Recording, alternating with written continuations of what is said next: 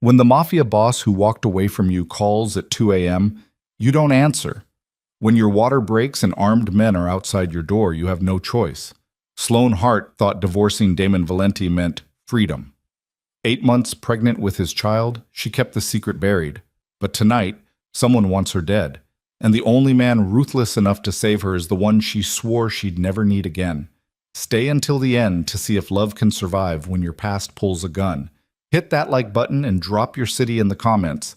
I want to see how far this story reaches. Asant. The phone vibrated against the nightstand at 2:11 a.m., the screen lighting up with a name Damon Valenti had spent 8 months trying to forget. Sloane. He stared at it, shirtless in the dark of his penthouse bedroom, the city glittering 40 floors below like scattered diamonds on black velvet. His hand hovered over the device. Every instinct he'd honed over 15 years in this life told him to let it ring out, to let the past stay buried where he'd left it, signed, sealed, and delivered by lawyers who charged more per hour than most people made in a week. But Sloane didn't call. Not when she'd moved out. Not when she'd returned his grandmother's ring by courier. Not even when he'd had Mara track her new address just to make sure she was safe, though he'd never admit that particular weakness aloud. The phone kept buzzing. Damon's jaw tightened. He reached for it with the same controlled precision he used for everything, counting to 3, exhaling slowly, then swiping to answer without a word. Damon. Her voice came through ragged, breathless, wrapped in a pain that made his entire body go rigid. I need you to listen and not hang up. I'm listening. His tone gave away nothing, though his free hand had already curled into a fist against the silk sheets. I'm in labor. The words tumbled out in a rush. The baby is yours. I know I should have told you. I know there's someone outside my door. They're not knocking. They're just waiting. The world sharpened into crystal clarity. Damon was already moving, phone wedged between shoulder and ear, as he grabbed the jeans he'd discarded hours ago. What floor? 3rd, apartment 3F. Damon, I can hear them breathing through the gap under the... Her voice cracked into a gasp that had nothing to do with fear and everything to do with the contraction clearly ripping through her. Lock yourself in the bathroom. Towels under the door. Don't make a sound. He was pulling on a black shirt, stepping into boots, his mind already 3 steps ahead. I'm 10 minutes out, maybe 8. They'll hear the sirens if I call. You're not calling anyone but me. He crossed to the wall safe, hidden behind a modernist painting his ex-wife had called pretentious during one of their final fights. The irony wasn't lost on him. The safe opened with a fingerprint and a 6-digit code. Inside, 3 passports, $200,000 in cash, and the Glock 19 he'd hoped he'd never need again. Sloane, bathroom, now. Okay. He could hear her moving, the soft shuffle of feet on hardwood, the careful turn of a lock. Okay, I'm in. Water still intact? Broke 20 minutes ago. Another gasp, longer this time. She was trying to breathe through it the way those ridiculous prenatal classes probably taught. Contractions are 4 minutes apart. 4 minutes. Christ. He grabbed the gun, checked the magazine by muscle memory, and headed for the private elevator that would take him directly to the parking garage. You've been timing them? Since midnight. I thought it was Braxton Hicks until... Damon, what if they come in before you get here? Then you stay silent and you stay hidden. He stepped into the elevator, pressing the button for P3 where his vehicles waited. The descent was smooth, controlled, completely at odds with the ice-cold fury crystallizing in his chest. But they won't. Because I'm going to be there in 7 minutes, and anyone stupid enough to still be in that hallway is going to regret every choice that led them to your door. He heard her exhale, shaky but steadier. You sound different. I am different. The elevator opened onto concrete and shadows, motion sensors triggering soft lights that illuminated 3 vehicles, the Aston Martin he drove for show, the Tesla for errands, and the armored Range Rover he kept for nights like this. He headed straight for the Range Rover, but not different enough to let someone threaten what's mine. I'm not yours anymore. The words came out automatic, rehearsed, like she'd been telling herself that for months.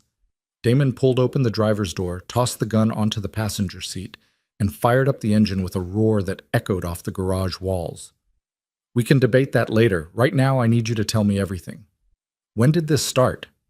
The stalking or the labor? His hands tightened on the wheel. There's been stalking? I didn't want to believe it. Her voice dropped to a whisper.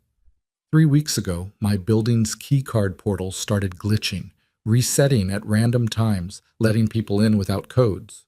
I reported it twice. Nothing changed. He reversed out of the space with controlled speed, heading for the exit ramp. What else? Packages. Small ones. No return address.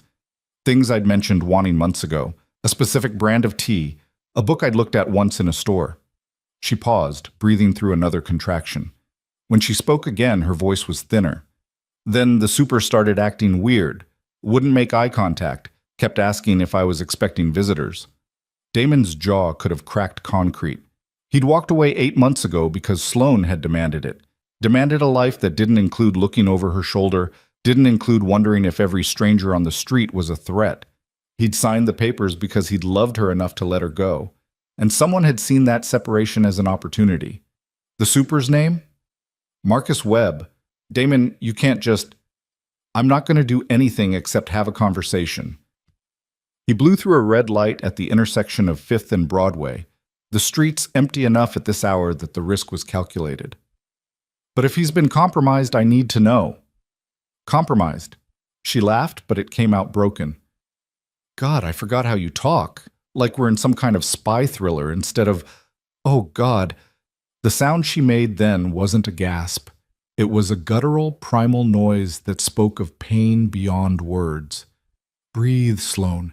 In through your nose, out through your mouth.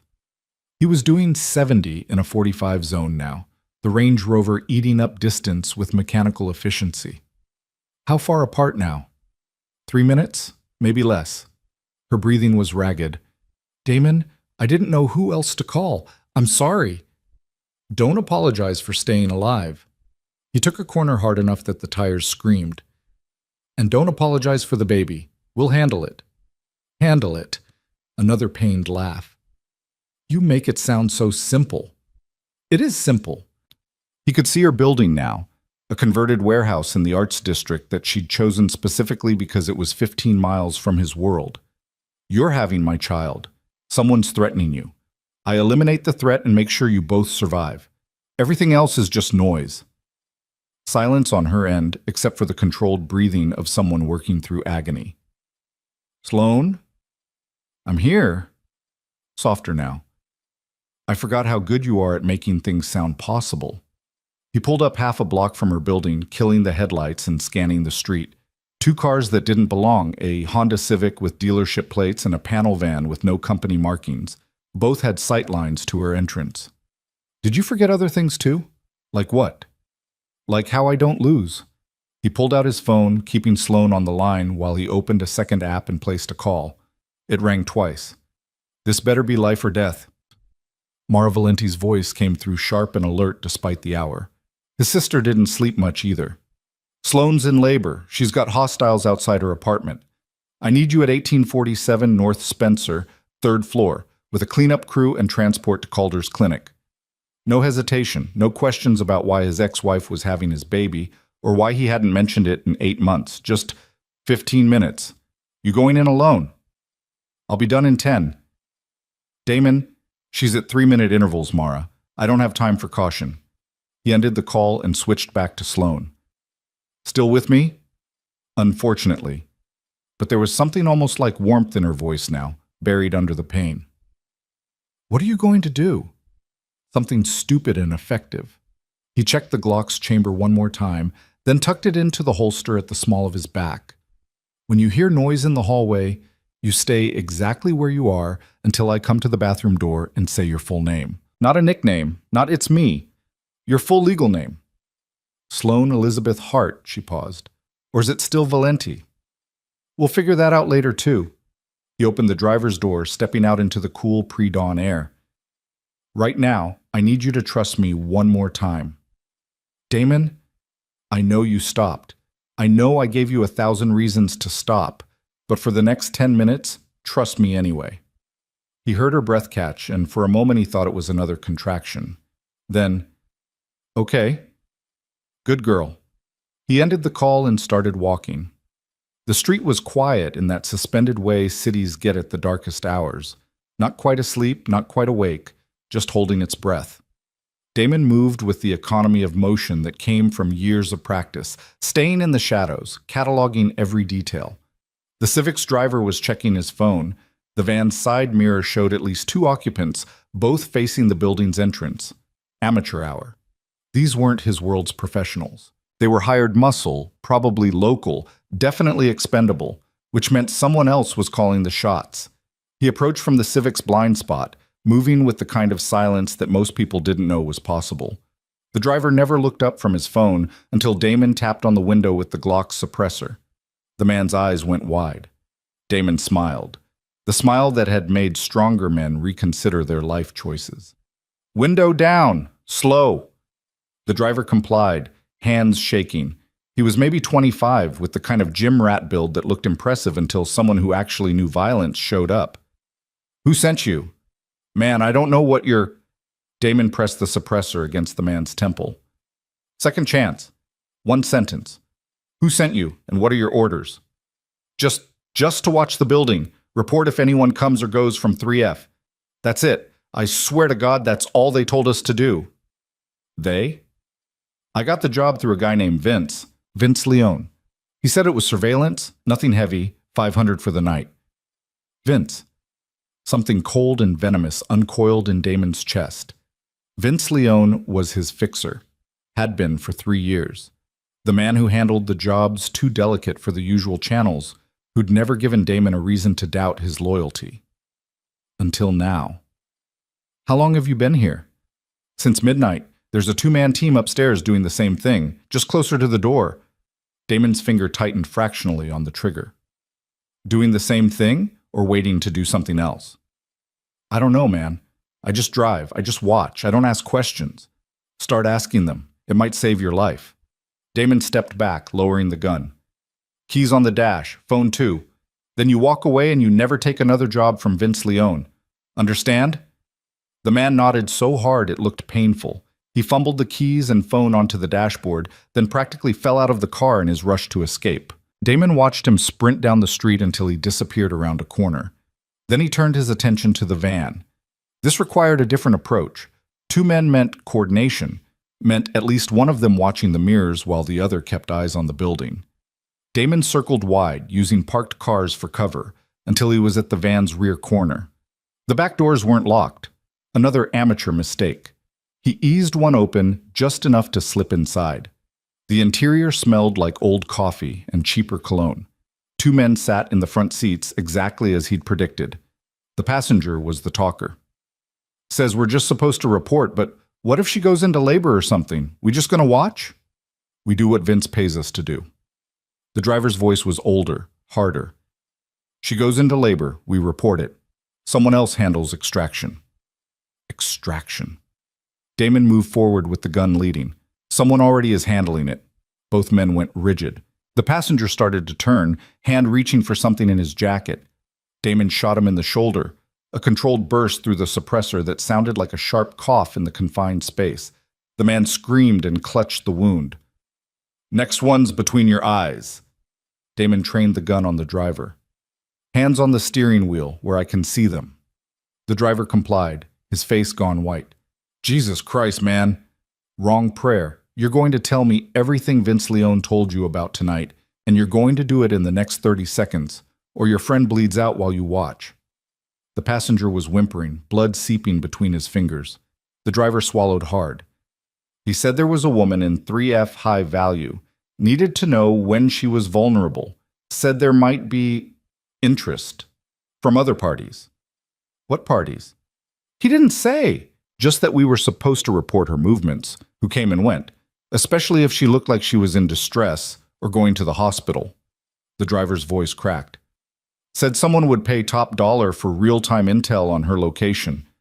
Damon felt that cold rage crystallize into something sharp and focused. Your phones, both of them, on the dashboard. Now. The driver obeyed immediately. The passenger fumbled his out with his good hand, gasping. Damon collected both devices, then stepped back toward the rear doors. You've got two choices. Option 1. You drive your bleeding friend to the nearest ER and you tell them it was a robbery gone wrong. You never mention this address. You never mention Vince Leone, and you forget you ever saw my face. And option 2? The driver asked weakly. Damon's smile was all teeth. You don't want option 2. He dropped out of the van and slammed the doors. The engine started within seconds, the vehicle pulling away with enough speed to suggest the driver had made the smart choice. Damon checked his watch. 6 minutes since he'd left the Range Rover. Sloane's contractions would be closer now, maybe 2.5 minutes apart. He needed to move. The building's entrance yielded to a key card he'd had made months ago, another thing Sloane didn't know about, another precaution she would have hated him for taking. The lobby was empty, the elevator quiet. He took the stairs instead, moving quickly but silently up 3 flights. The third-floor hallway was exactly as Sloane had described, too quiet, with that particular quality of silence that meant someone was holding their breath. 2 men stood outside apartment 3F. They had the look of professionals, not the hired amateurs from the street, but actual operators. One was checking his watch. The other had his ear against Sloane's door. Damon didn't announce himself. He simply raised the Glock and put a round into the doorframe 6 inches from the first man's head. Both men spun, hands reaching for weapons. Damon had already closed half the distance. Federal Building Security! His voice cracked like a whip. Hands where I can see them, now! The bluff worked for exactly 2 seconds, long enough for confusion to slow their draw. Then training kicked in and both men were pulling guns. Damon shot the closest one in the knee. The man went down screaming. The second managed to get his weapon up, but Damon was already inside his range, redirecting the gun toward the ceiling with one hand while driving the Glock's suppressor into the man's solar plexus with the other. The man folded. Damon stripped his weapon, then drove an elbow into his temple. He dropped like a puppet with cut strings. The one with the shattered knee was trying to crawl toward his fallen gun. Damon stepped on his wrist, grinding until fingers opened and released. Then he crouched down, gun pressed under the man's chin. Who hired you? Go to hell! Damon increased pressure on the wrist. Bones ground together. The man's scream turned into a sob. I can make this last hours, or you can give me a name and I'll let the paramedics find you alive. No name! The words came out in a rush. Just a phone number and GPS coordinates for this address? Cash drop in a gym locker, instructions to maintain surveillance on the woman in 3F, report if she tried to leave or if anyone approached. The number?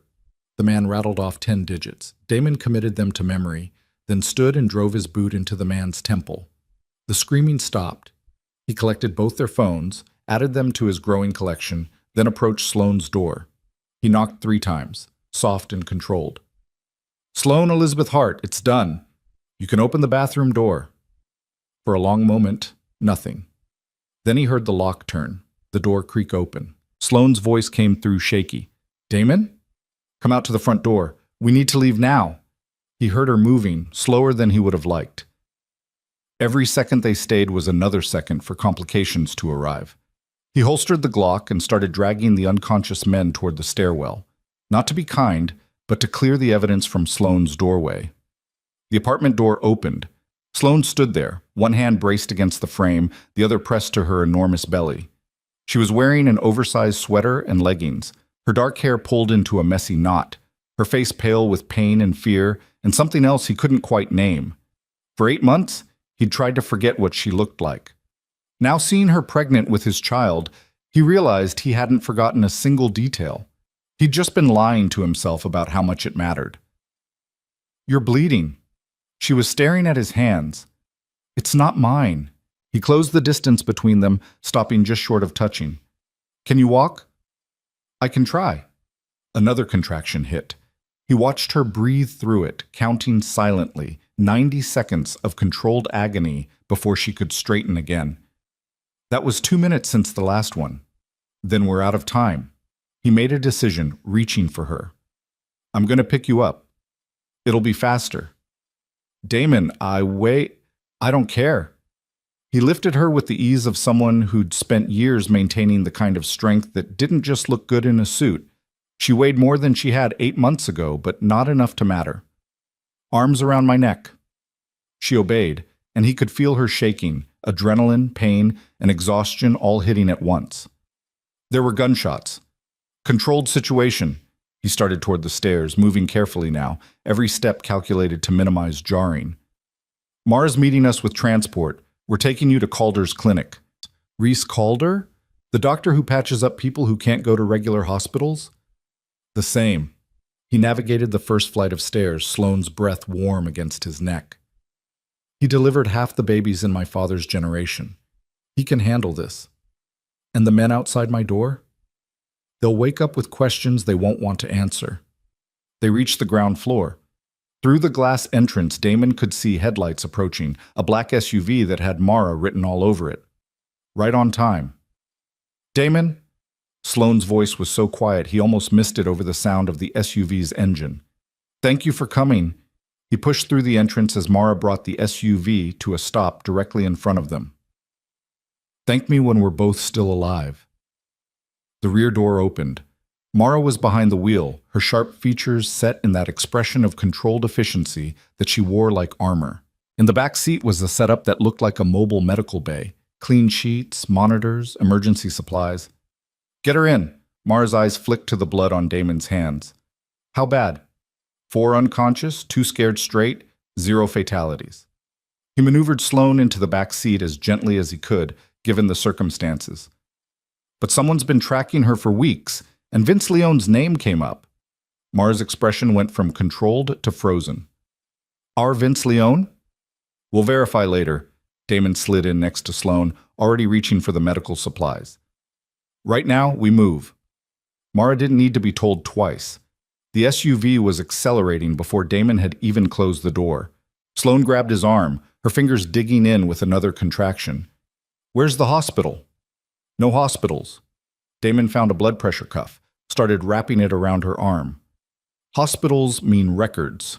Records mean anyone looking for you knows exactly where to find you. So you're taking me to some underground clinic where, oh God. The contraction peaked. Damon watched the monitor he'd clipped to her finger, tracking her vitals with the same focus he brought to everything. Her oxygen was good. Blood pressure elevated but not dangerous, heart rate fast but steady. The clinic is clean, professional, and completely off books. He met her eyes, willing her to hear what he wasn't saying. Sloane, someone's been watching you for weeks. They knew your routines, your preferences, your vulnerabilities. They had men outside your door tonight. We can't risk a hospital until I know who's behind this and why. She stared at him, pain and fear and understanding warring across her face. Then slowly, she nodded. How far? 20 minutes. He glanced at Mara. Can we make it 15? Watch me. Mara cut across 2 lanes of empty highway, the SUV's engine growling. Sloane, I need you to know that Calder's delivered 12 babies in the last year alone. He's got full surgical capability if needed, monitoring equipment, the works. This isn't some back alley butcher shop.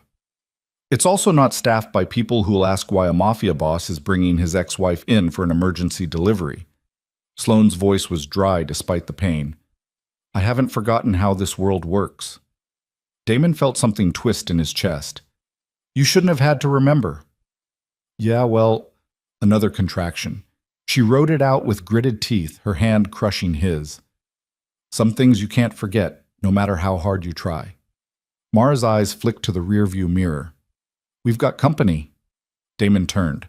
2 cars had appeared behind them, a dark sedan and a motorcycle, both matching their speed exactly.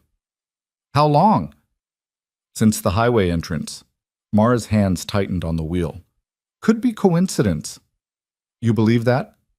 Not even a little bit. Damon pulled the Glock, checked the magazine. When they make their move, you focus on driving. I'll handle the rest. Damon, no! Sloane started, but another contraction cut her off. This one was stronger, longer. He could see the pain written across every line of her face. 90 seconds apart now. He touched her cheek, forcing her to look at him. I need you to focus on breathing and staying calm. Can you do that? While people shoot at us? Sure, no problem. The sedan accelerated, pulling up alongside them. Damon saw the passenger window starting to roll down. Mara. I see it.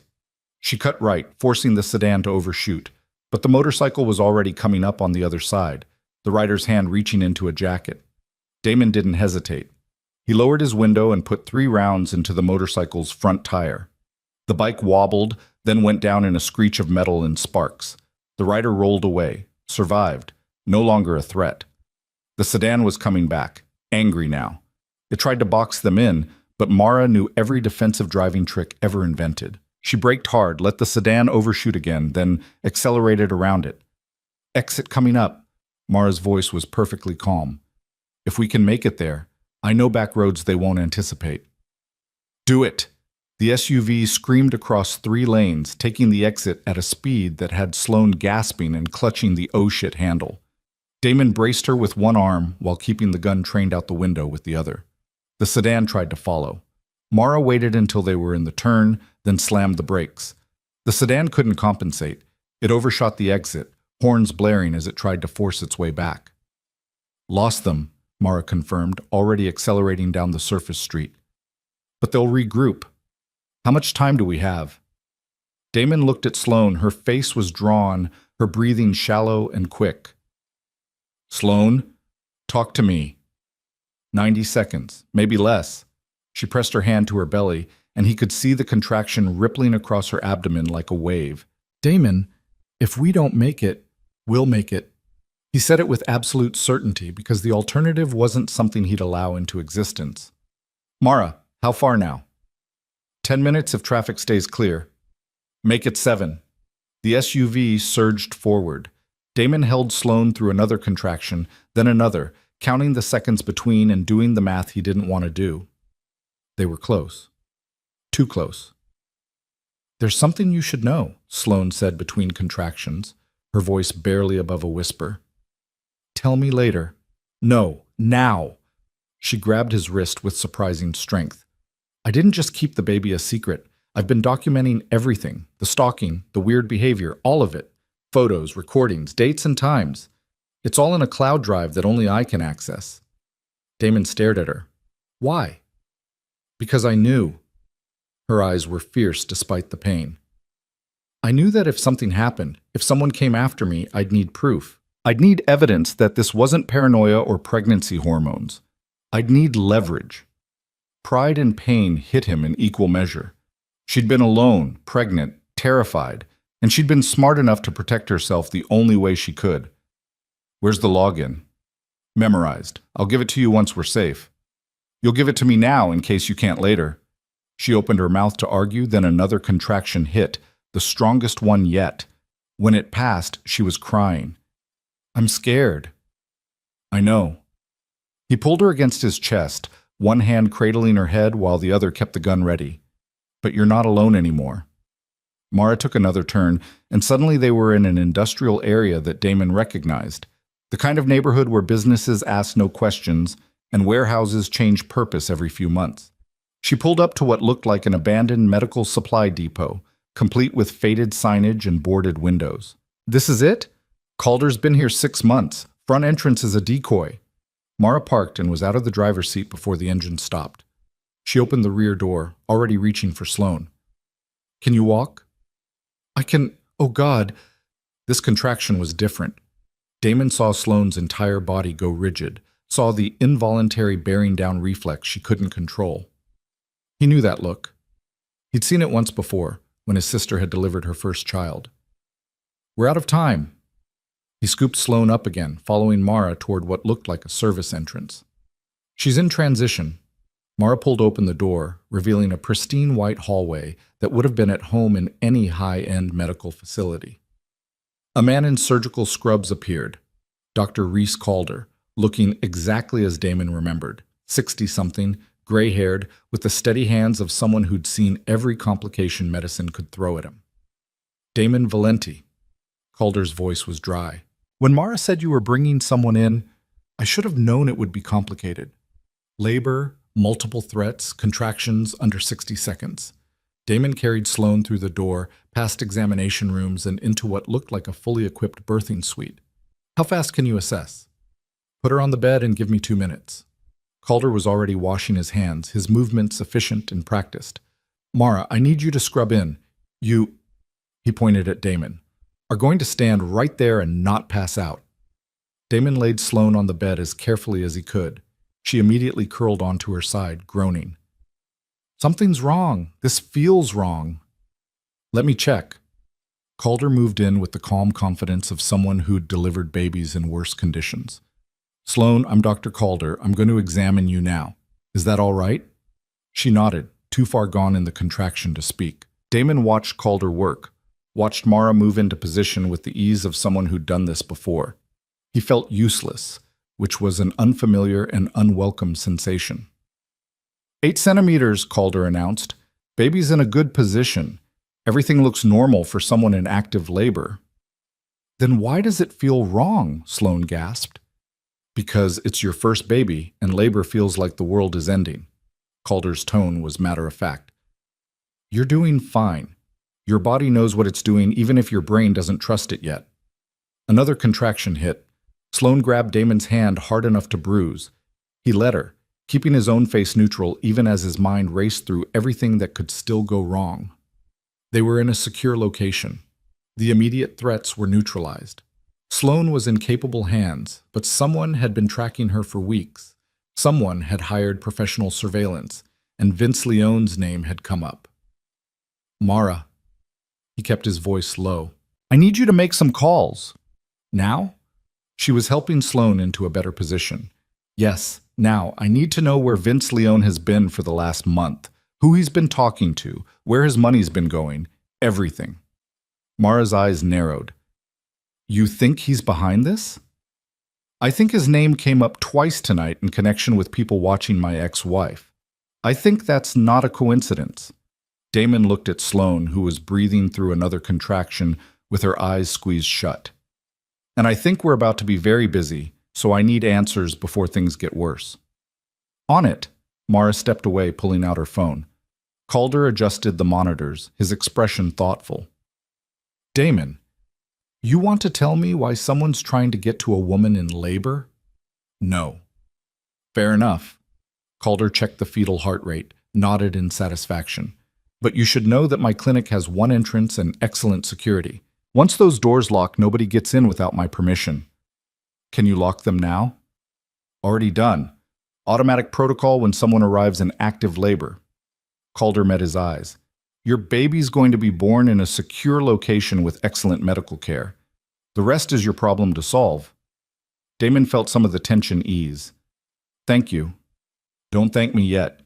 If this goes sideways, you're the one explaining to her why her delivery involved multiple armed guards. Sloane let out a sound that was half laugh, half sob. He won't have to explain, I already know. She looked at Damon, her eyes fever bright. This is what I left to avoid. I know. And now it's found me anyway. I know that too. He moved closer, keeping his voice low enough that only she could hear. But the difference is that this time, I'm not walking away. Not until you and our daughter are safe. Daughter? She blinked. How do you... Educated guess based on heart rate patterns. Calder smiled slightly. Though I've been wrong before. But Damon knew he wasn't wrong. He could feel it in his bones. The same way he could feel danger before it arrived. They were having a daughter. A little girl who would have Sloane's eyes and his stubbornness and every reason to resent the world she was being born into. Unless he changed that world first. Mara, he raised his voice. What do you have? She walked back in, her expression grim. Vince's phone has been to this address 3 times in the last 2 weeks. He's also made cash withdrawals totaling $50,000 in the last month, all from different ATMs. And his call log shows multiple connections to a burner phone that pinged off towers near Sloane's apartment. The cold fury that had been simmering in Damon's chest crystallized into something sharp and absolute. Where is he now? According to his last GPS ping, about 15 minutes from here. Mara hesitated. Damon, if he's compromised, then we find out why and we handle it. He looked at Sloane. I need to step out for 5 minutes. Like hell?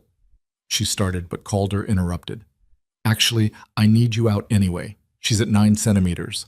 Things are about to get intense, and you're going to be more helpful making sure nobody interrupts us than you are in here asking questions I don't have time to answer. Damon wanted to argue, but Calder was right, and more importantly, Sloane needed him to handle the external threats more than she needed him to watch her suffer. He leaned down, pressed a kiss to her sweat-dampened forehead. "I'll be right outside. You need me, you scream." "That's probably going to happen anyway," Sloane muttered. He almost smiled. Almost. Then he was moving, Mara following, both of them stepping into the hallway and closing the door behind them. "Talk to me," Damon said quietly. "How bad is this?" "Bad enough that I've got 6 men on their way here for perimeter security." Mara's jaw was tight. "Vince has been your fixer for 3 years. If he's turned, we don't know who else might be compromised. Then we assume everyone's compromised until proven otherwise." Damon pulled out his phone, started typing. "I need you to reach out to every contact we trust, and I mean truly trust, people who owe us life debts, and get them ready to move. If this is bigger than Vince, we're going to need allies." "What are you going to do?" "I'm going to find out why my fixer thinks he can threaten what's mine and live to tell about it." From inside the birthing suite, he heard Sloane cry out, a sound of pure, primal effort. Mara touched his arm. "She's strong. She'll get through this." "I know," but his hand had tightened on the phone hard enough to make the case creak. "The question is whether I'll let anyone who threatened her get through the next hour." His phone buzzed. A text from an unknown number. "You have something that doesn't belong to you. We can make this easy, or we can make this painful." Damon showed it to Mara. Her expression went flat and dangerous. "They're here." "Good." He checked the Glock's magazine one more time. "Let them come." Because Damon Valenti had spent 8 months trying to be the man Sloane wanted, the one who walked away from violence, who chose peace over power, who let her go because she asked. But tonight, with his daughter about to be born, and someone threatening both of them, he remembered who he really was. And that man didn't negotiate. He eliminated problems. The perimeter alarm chimed soft and polite, like someone ringing a doorbell instead of announcing an invasion. Mara's phone lit up with camera feeds showing 3 vehicles approaching from different angles, coordinated, professional, exactly what Damon had expected. "They're not even trying to hide it." Mara pulled up the security interface, her fingers flying across the screen. 2 SUVs and a sedan. 8 men visible, probably more we can't see. Damon moved to the window, staying back far enough that he wouldn't silhouette against the light. The vehicles were parking in a loose semicircle around the building's front entrance, their occupants making no effort at stealth. "They want us to know they're here. It's a power play." "Or they think we're trapped." Mara's voice was cold. "Standard siege tactics. Block the exits, apply pressure, wait for surrender." "They're going to be disappointed." He checked his watch. Sloane had been in the birthing suite for 12 minutes. Calder had said she was at 9 centimeters. That meant maybe 30 minutes until full dilation, maybe an hour until delivery. They needed to hold that long. "Where's our backup?" 4 minutes out, but Damon...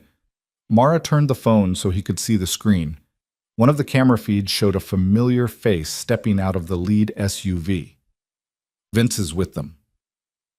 Vince Leone looked exactly as he always did. Mid-40s, expensive suit, the kind of forgettable face that made him perfect for delicate work. He was talking on his phone, gesturing toward the building with the casual confidence of someone who thought he controlled the situation. The rage that Damon had been keeping on a tight leash started to slip. "He brought them here to a medical facility while Sloane's in labor." "Looks that way." "Get Calder on the line. I need to know if he can move her if this goes bad." Mara was already dialing. She spoke quickly, listened, then shook her head.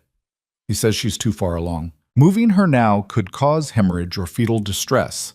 We hold here, or we risk both their lives." From the birthing suite came another cry, longer this time, edged with exhaustion and determination. Damon's hands curled into fists. "Then we hold." He pulled the Glock, checked the chamber by muscle memory. "How many entrances?" 3. Front, service door on the east side, emergency exit on the west, all reinforced steel with electronic locks. "They'll try the front first, traditional, expected." Damon's mind was already running scenarios, calculating angles and timing. When they realize it won't open, they'll split up. 4 to the service entrance, 4 to the emergency exit. Which means we need to be in 2 places at once. 3 places. Someone needs to stay with Sloane. He looked at his sister. That's you. Mara's expression went flat. Like hell. You can't handle 8 armed men alone. I can handle whatever I need to handle. It came out with absolute certainty, the voice he used when discussion was over. But if something gets past me, Sloan needs someone who can shoot straight and think fast. That's you, not me. Damon, this isn't negotiable, Mara. Our daughter is about to be born in the next room. I need to know someone I trust is between her and anyone who makes it through that door. The word daughter hung in the air between them. Mara's expression shifted, something fierce and protective replacing the argument. Fine, but you don't do anything stupid. I'm going to do several stupid things. Try to minimize the fatal ones. He moved toward the hallway, then paused. If I don't make it back, you'll make it back. Mara's voice was steel. You always do. He wanted to believe that, but tonight felt different. Tonight had too many variables, too many unknowns. Tonight he was fighting for something that mattered more than territory or reputation or even his own life. The front entrance camera showed Vince approaching the door, one hand raised in a gesture that might have been conciliatory if Damon didn't know better. Behind him, 3 men fanned out in tactical positions. Damon's phone buzzed. A call from Vince's number. He answered, but didn't speak. Damon. Vince's voice came through smooth and reasonable, the tone of a man conducting business. I know you're in there. I know Sloane's with you. Let's talk like civilized people before this gets messy. You put surveillance on a pregnant woman and sent armed men to her apartment. We're past civilized. I was protecting an asset. You would have done the same. She's not an asset. She's the mother of my child. Damon kept his voice level, conversational, even as his finger rested against the Glock's trigger guard. Why don't you tell me who's paying you to track her, and maybe I'll let you walk away from this? Vince laughed, and there was genuine amusement in it. You think I'm going to give up my employer because you asked nicely? Damon, we've worked together too long for that kind of naivety. Then we've worked together too long for you to think I won't kill you for threatening what's mine. Silence on the other end. When Vince spoke again, the amusement was gone. Here's the situation. I have 8 men with me right now, and 20 more I can call in within the hour. You have a woman in active labor and maybe 1 or 2 loyalists if Mara's still with you. The math isn't in your favor. Math rarely is. Damon was moving through the building now, checking sight lines and cover points. But I've won worse odds. Not while protecting 2 lives you can't afford to lose. Vince's voice dropped, became almost gentle. I'm offering you a way out. Send Sloan out. We take her somewhere safe until the baby's born. And then we all sit down and negotiate terms like adults. Nobody has to die tonight. Except you're not offering safety. You're offering leverage. Damon reached the junction where the main hallway branched toward the service entrance. The second Sloan's out of my protection, she becomes a bargaining chip. Her baby becomes a bargaining chip. That's not a negotiation. That's a hostage situation. Semantics. Survival. He could hear footsteps on the other side of the service door. The predicted split was happening. Last chance, Vince. Walk away. Tell whoever's paying you that the job went sideways. Disappear. I can't do that. Then you're making a choice. Damon ended the call. 3 seconds later, the service door shuddered with impact. They were using a battering ram, professional grade. The steel would hold for maybe 4 or 5 hits before the lock gave way.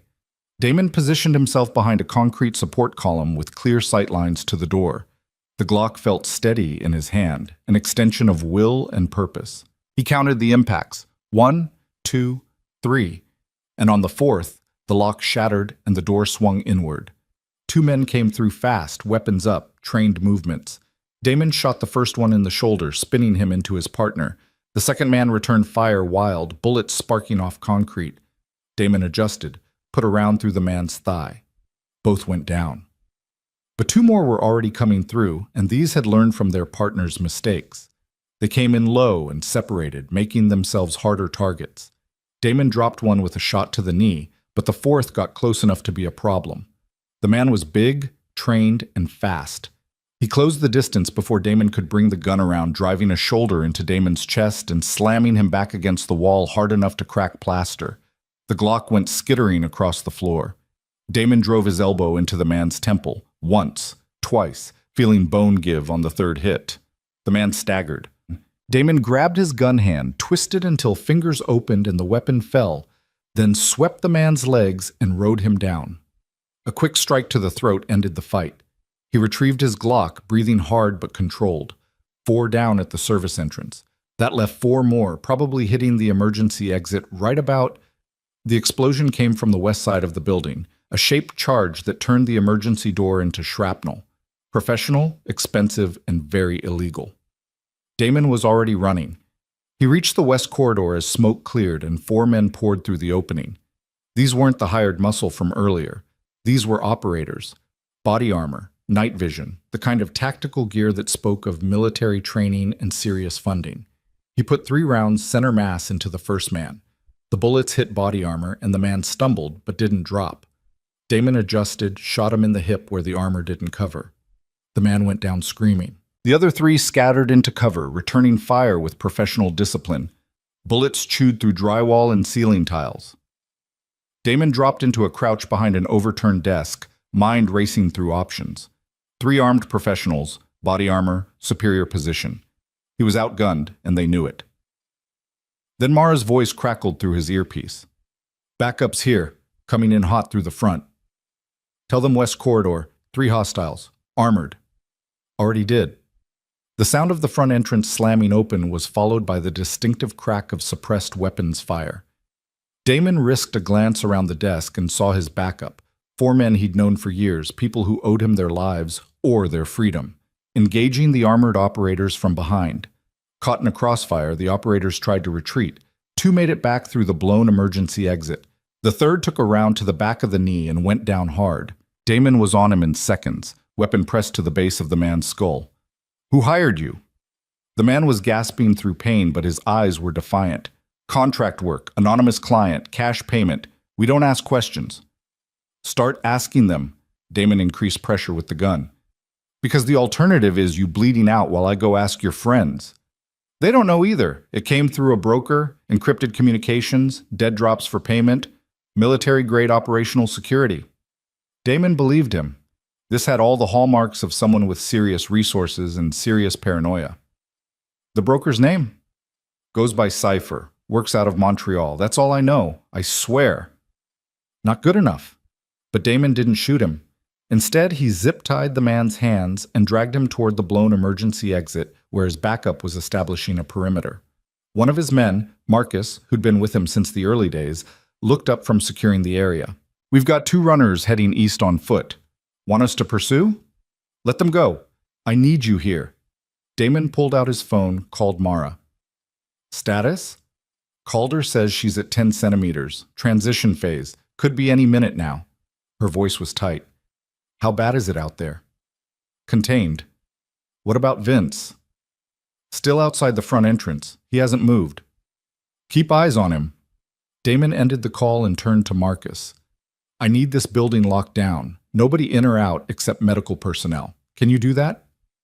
"Already on it. But boss..." Marcus gestured to the destruction around them. "This isn't random. Someone wanted that woman specifically." "I know." "Any idea who?" "Working on it." Damon's phone buzzed. Another text from the unknown number. "You're making this harder than it needs to be. Send her out, or we start making examples." He showed it to Marcus. "Trace this." "On it." Marcus pulled out a tablet, fingers flying. "Give me 2 minutes." But Damon didn't have 2 minutes. From inside the birthing suite came a sound that stopped his heart. Sloane screaming, raw and terrified. The kind of sound that meant something was desperately wrong. He was moving before conscious thought, weapon still in hand, every instinct focused on getting to her. The corridor seemed endless. The door to the birthing suite was closed, but not locked. He burst through. The scene inside was controlled chaos. Sloane was on the bed, knees up, Calder between her legs with an expression of intense concentration. Mara was at Sloane's head, holding her hand and murmuring encouragement. Monitors beeped with steady urgency. "What's wrong?" Damon's voice came out harder than he intended. Calder didn't look up. "Nothing's wrong. She's crowning. This is normal." That didn't sound normal. Because pushing out a human being hurts like hell. Sloane's voice was breathless, exhausted, edged with pain and fury. Get out unless you're going to actually help. Damon holstered the Glock, moved to the opposite side of the bed from Mara. What do you need? I need you to... Another contraction hit, and Sloane's words dissolved into a guttural groan as she bore down. Damon could see her entire body straining, every muscle engaged in the most primal act of human existence. Calder's voice was calm, authoritative. Good, Sloane, just like that. Nice controlled push, the head's almost through. Almost isn't through. She gasped for air, her face flushed dark with effort. How much longer? Minutes, maybe less. Calder was doing something Damon couldn't see, his movements practiced and sure. On the next contraction, I need you to push as hard as you can for a count of 10. Can you do that? I can do anything if it means this ends. Damon found himself gripping her hand without meaning to. She squeezed back hard enough to bruise, her nails digging into his palm. He didn't pull away. Here it comes, Calder warned. Deep breath, Sloane. Now push. 1, 2, 3. Sloane bore down with a sound that was half scream, half battle cry. Damon watched her face contort with effort, watched sweat pour down her temples, watched her body do something his mind classified as both miraculous and brutal. 4, 5, 6, keep going, you're doing great. 7, 8, 9, 10. Calder's hands moved with swift precision. Heads out, stop pushing, pant for me. Sloane collapsed back against the pillows, panting like she'd run a marathon. Is the baby? Perfect. I'm just checking for the cord. Calder worked quickly, his expression satisfied. We're clear. One more big push and you meet your daughter. Daughter. The word hit Damon like a physical blow. His daughter. About to be born in an underground clinic while armed men waited outside, while someone with resources and malice wanted Sloane badly enough to send professionals. Damon. Sloane's voice was quiet, almost lost under the beeping monitors. If something goes wrong, nothing's going wrong. He said it with absolute certainty, even though he had no right to that certainty. You're going to do this, she's going to be fine, and then we're going to figure out the rest. The rest is you going back out there to kill people who are trying to kill us. If that's what it takes. She looked at him then, really looked at him, and he saw everything in her eyes, fear and resignation, and something that might have been the ghost of the love they'd burned through in 2 years of marriage. You never changed, you just pretended. I changed.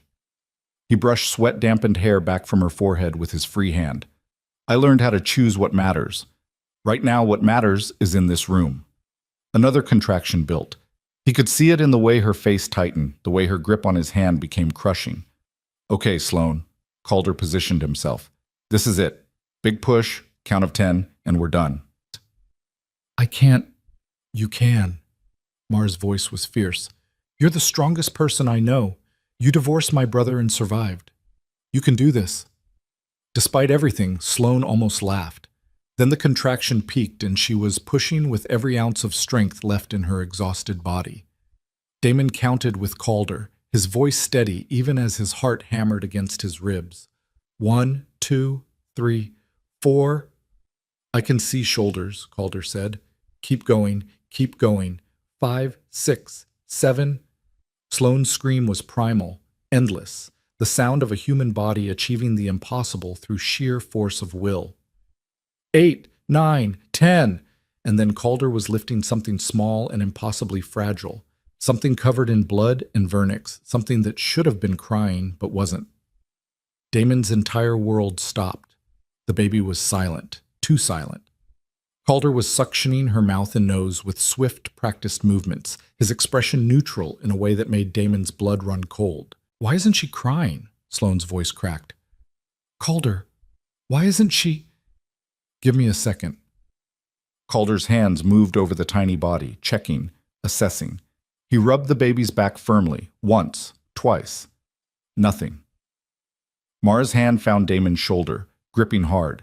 Calder laid the baby on Sloane's chest, still working, still calm. Come on, little one. Let me hear you. The silence stretched like taffy, endless and terrible. Damon found himself praying to gods he didn't believe in, making bargains he had no authority to make. Then, impossibly, miraculously, a cough, a sputter, and finally, blessedly, a thin wail that grew stronger with each second. The baby was crying. His daughter was crying.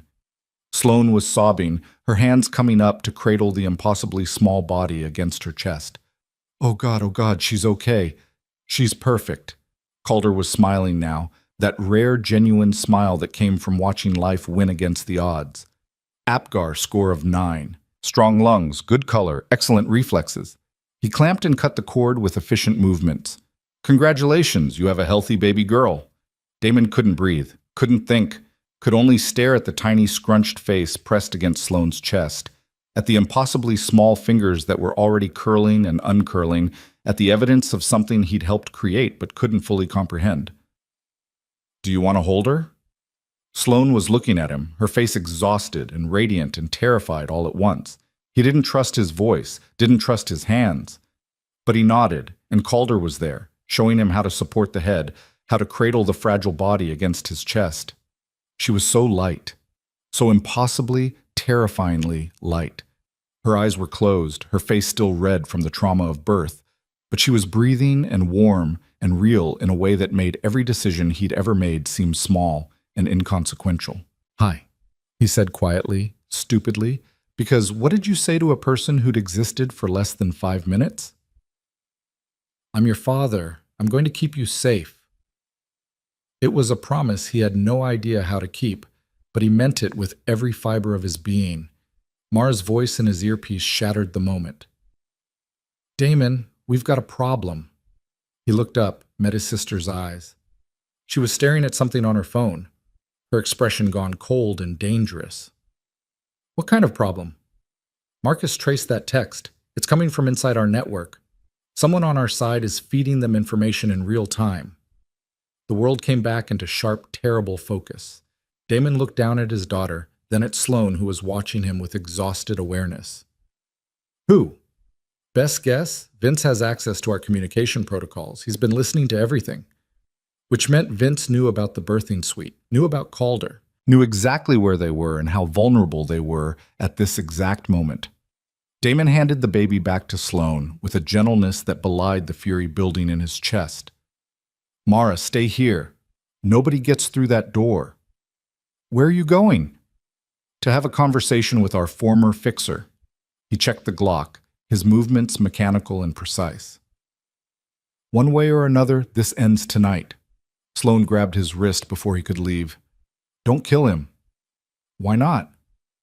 Because our daughter just took her first breath, and I don't want her first day on Earth to be the day you became a murderer for her. I've been a murderer for a lot less. I know. Her eyes were clear despite the exhaustion. But you don't have to be. Not for this. Not anymore. He wanted to argue. Wanted to explain that some problems only had violent solutions, that mercy was a luxury they couldn't afford, that Vince Leone had forfeited his right to consideration the moment he'd put surveillance on a pregnant woman. But his daughter was 6 minutes old, and Sloane was looking at him like she was seeing something worth saving, and the anger in his chest warred with something softer and more dangerous. I'll try. It was the best he could offer. He left before she could ask for more promises he might not be able to keep. The hallway outside the birthing suite was quiet, but Damon could feel the tension humming through the building like a live wire. Marcus met him halfway, tablet in hand. We've got confirmation. Vince has been on a conference call for the last 20 minutes. Audio's encrypted, but we caught fragments, enough to confirm he's coordinating with someone off-site. Can you break the encryption? Given time, but Damon... Marcus hesitated. He's talking about extraction. He's telling someone that the package has been delivered and they need to move on the secondary objective. What secondary objective? Best guess. The baby. They wanted Sloane contained and pregnant. Now that she's delivered, the focus shifts. Cold realization settled in Damon's gut. This had never been about Sloane. She'd been the incubator, the vehicle. What they really wanted was leverage over him, and nothing created leverage like an innocent child. Where's Vince now? Still outside the front entrance, but Damon, if he's listening to our comms, then we stop using comms. Damon pulled out the earpiece, crushed it under his boot. Spread the word, everything verbal, everything face-to-face. Assume every electronic communication is compromised. Marcus nodded and moved off to relay the message. Damon continued toward the front entrance, his mind already 3 steps ahead. Vince was smart, connected, and ruthless. Confronting him directly was playing into expected patterns, so Damon would do the unexpected. He pulled out his personal phone, the one that ran on a completely separate network from his business devices, and dialed a number he hadn't called in 8 months. It rang 4 times before a woman's voice answered, suspicious and sharp. "Who is this?" "Detective Reyes. It's Damon Valenti." Silence. Then, "I thought you were out of the life." "I thought so too. Turns out the life doesn't let go that easily." He could see the front entrance ahead, could see Vince's silhouette through the reinforced glass. "I need to report a crime in progress." "Damon, if this is some kind of attempted kidnapping of a newborn infant, armed assault on a medical facility, conspiracy to commit murder. I have 8 witnesses, physical evidence, and the man coordinating it all standing outside my location right now." He paused. "I'm willing to cooperate fully in exchange for protection for my family."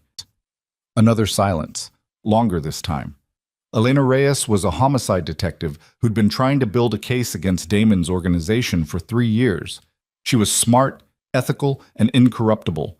Exactly the kind of cop who would see an opportunity like this and know how to use it. "Where are you?" He gave her the address. "How fast can you get here?" 12 minutes with lights. But Damon, if this is a setup, it's not. I'm done with this life, Elena. I'm done with people who think they can threaten my family and walk away. He watched Vince through the glass, saw him check his phone, saw the confidence in his posture. I'm choosing a different way. I'll be there in 10. She ended the call. Damon pocketed his phone and walked to the front entrance. The lock was still engaged, the steel door firmly in place. He could see Vince clearly now, standing 15 feet back with 3 men flanking him. Damon opened the door. Vince's expression flickered with surprise, then settled into calculated calm. "I didn't expect you to make this easy." "I'm not." Damon stepped outside, leaving the door open behind him. "I'm making this legal." "Legal?" Vince actually smiled. "Since when do you care about legal?" "Since my daughter was born 7 minutes ago and I decided she deserves a father who doesn't spend her childhood looking over his shoulder." Damon's voice was perfectly level. "I've called the police, Vince. They'll be here in 9 minutes. You've got that long to disappear." The smile faltered. "You're bluffing." "I'm really not. Detective Elena Reyes, Major Crimes. I gave her this address, told her about the assault, the attempted kidnapping, everything." He gestured to Vince's men. "When she gets here, she's going to find a blown emergency door, 8 injured men, and enough evidence to put everyone involved away for 20 years. Unless you're gone. You'd burn your own organization. I don't have an organization anymore. I have a daughter and an ex-wife. I never stopped loving, and a very simple choice. Your way or a different way." Damon's hands were steady at his sides. No weapon visible, no threat implied, just absolute certainty. "Choose fast, Vince. The clock's running." Vince stared at him, calculation and rage warring across his face. Then he pulled out his phone, made a call. "He's burned. Protocol 7. Extract now." The men with him were already moving, heading for their vehicles with military efficiency. Vince started to follow, then paused. "You think this makes you clean? You think calling the cops erases 15 years? "No, but it gives my daughter a chance at something different." Damon met his former fixer's eyes. "That's more important than anything you or I built. You're going to regret this. Maybe, but at least I'll regret it while watching her grow up." Vince opened his mouth to respond, then seemed to think better of it. He turned and walked to his SUV without looking back. Within 60 seconds, all 3 vehicles were pulling away, disappearing into the pre-dawn darkness. Damon stood alone in the parking lot, feeling the weight of what he'd just done settle into his bones. In 9 minutes, police would arrive.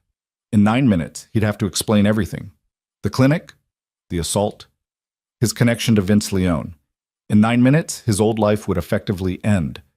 But inside that building, his daughter was breathing her first breaths, and that made everything else worth burning down. He walked back inside, locked the door behind him, and headed toward the birthing suite. He had 9 minutes to hold his daughter and tell Sloane what he'd done. It would have to be enough. Damon found Sloane sitting up in bed, the baby cradled against her chest in that instinctive way new mothers held their children, like letting go might break something fundamental in the universe.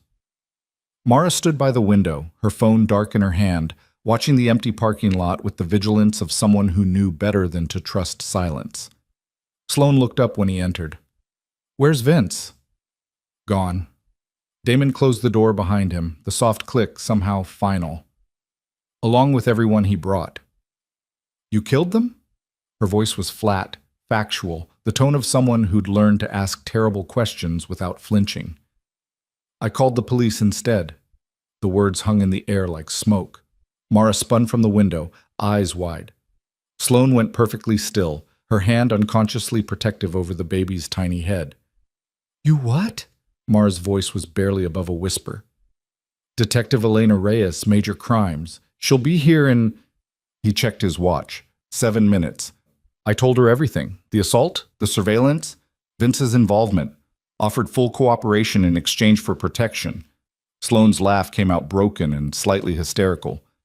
"You called the cops. You, Damon Valenti, called the actual police on your own fixer. Former fixer." He moved closer to the bed but didn't sit, didn't crowd her space. "And yes, because the alternative was shooting my way out of this with our 8-minute-old daughter 20 feet away, and you asked me not to be a murderer today. I asked you not to kill Vince specifically. I didn't kill anyone. I made a different choice." He looked at the baby, her impossibly small face peaceful in sleep. "The same choice you made 8 months ago when you left. Clean break, different life. Actually meaning it this time." Mara crossed her arms, her expression caught between disbelief and calculation. "You understand what this means. The moment Reyes gets here, she's going to have questions about this clinic, about Calder, about everything we've built. You're handing her ammunition to dismantle the entire operation." "Good. Let her dismantle it." Damon's voice was steady. "I'm done, Mara. Actually done. Not stepping back while keeping all my connections done. Our daughter is 10 minutes old and someone already tried to use her as leverage. That ends now." "By burning everything down?" Mara's jaw tightened. "What about the people who depend on this network? The families we protect? The businesses we keep running? The balance we maintain?" "You'll maintain it without me. You've always been better at the politics anyway." He met his sister's eyes, saw the hurt beneath the anger. "I'm not asking you to walk away. I'm asking you to let me." Sloane shifted the baby carefully, her movements exhausted but practiced, like muscle memory was kicking in faster than conscious thought. "Damon, if you cooperate with Reyes, they're going to want names, connections, evidence. I'll give them Vince and whoever hired him. Nothing else unless it's directly connected to tonight."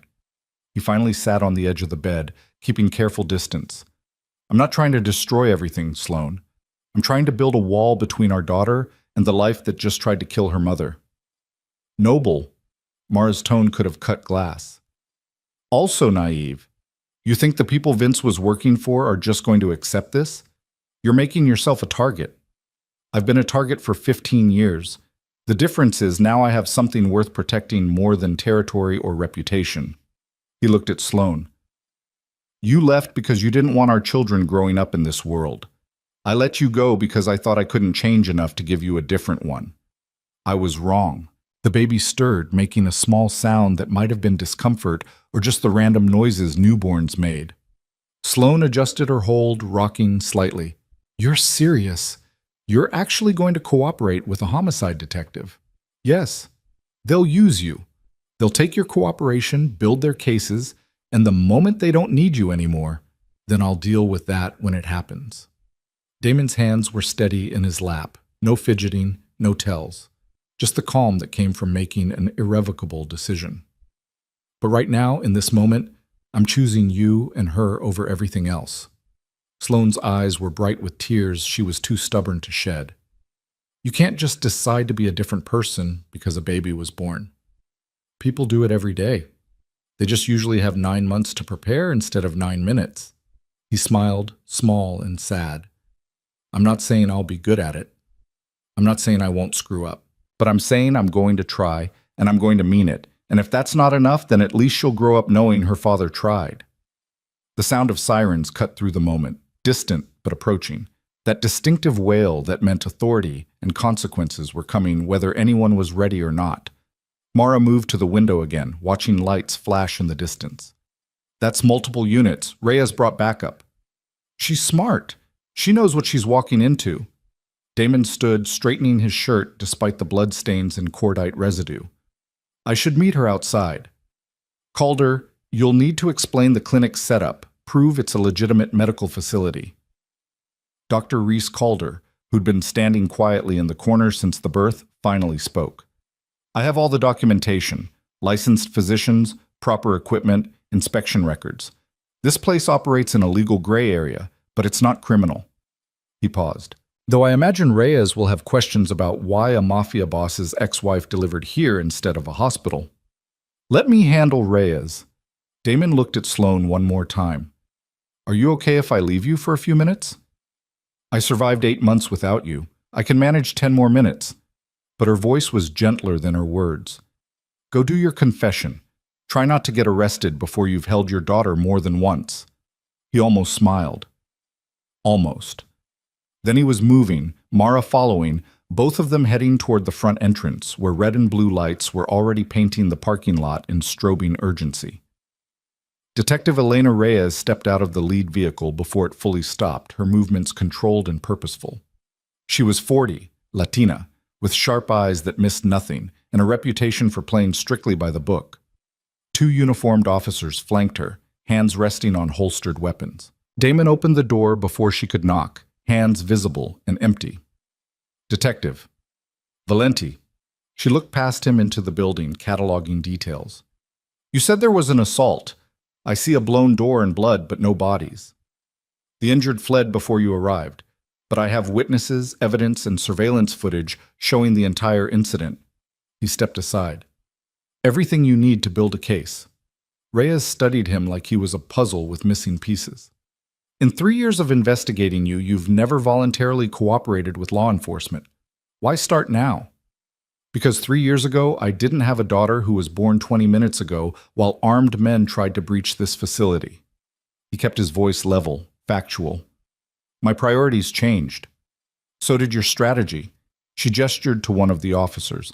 Clear the building. I want a full sweep. You'll find Dr. Calder and his staff in the birthing suite with my ex-wife and newborn.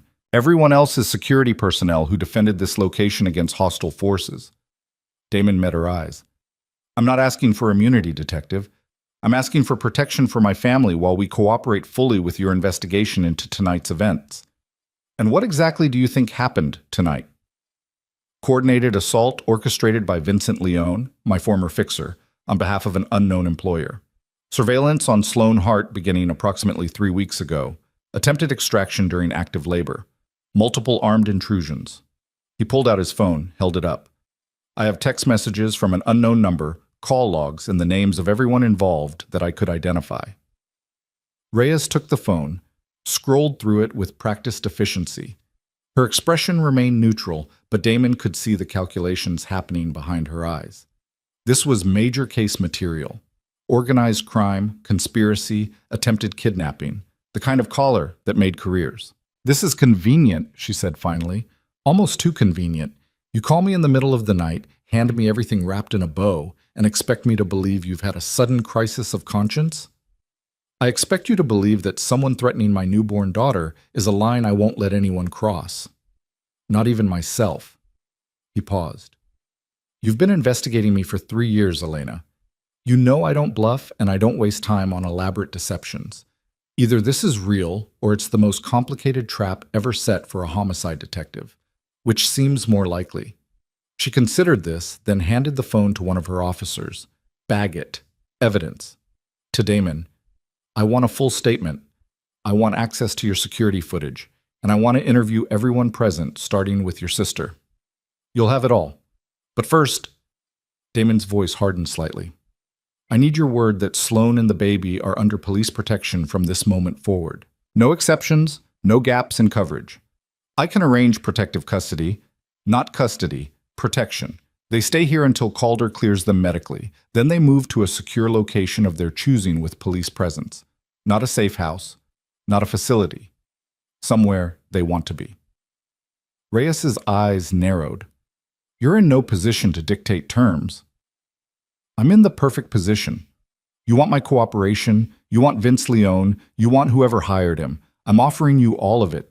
In exchange, you make sure the people I'm doing this for stay alive. He didn't move, didn't blink. That's not a negotiation, that's the price. A long silence stretched between them, broken only by the crackle of police radios and the distant sound of more units arriving. Finally, Reyes nodded once, sharp and decisive. Fine. Protective detail on your ex-wife and child, subject to their cooperation with the investigation.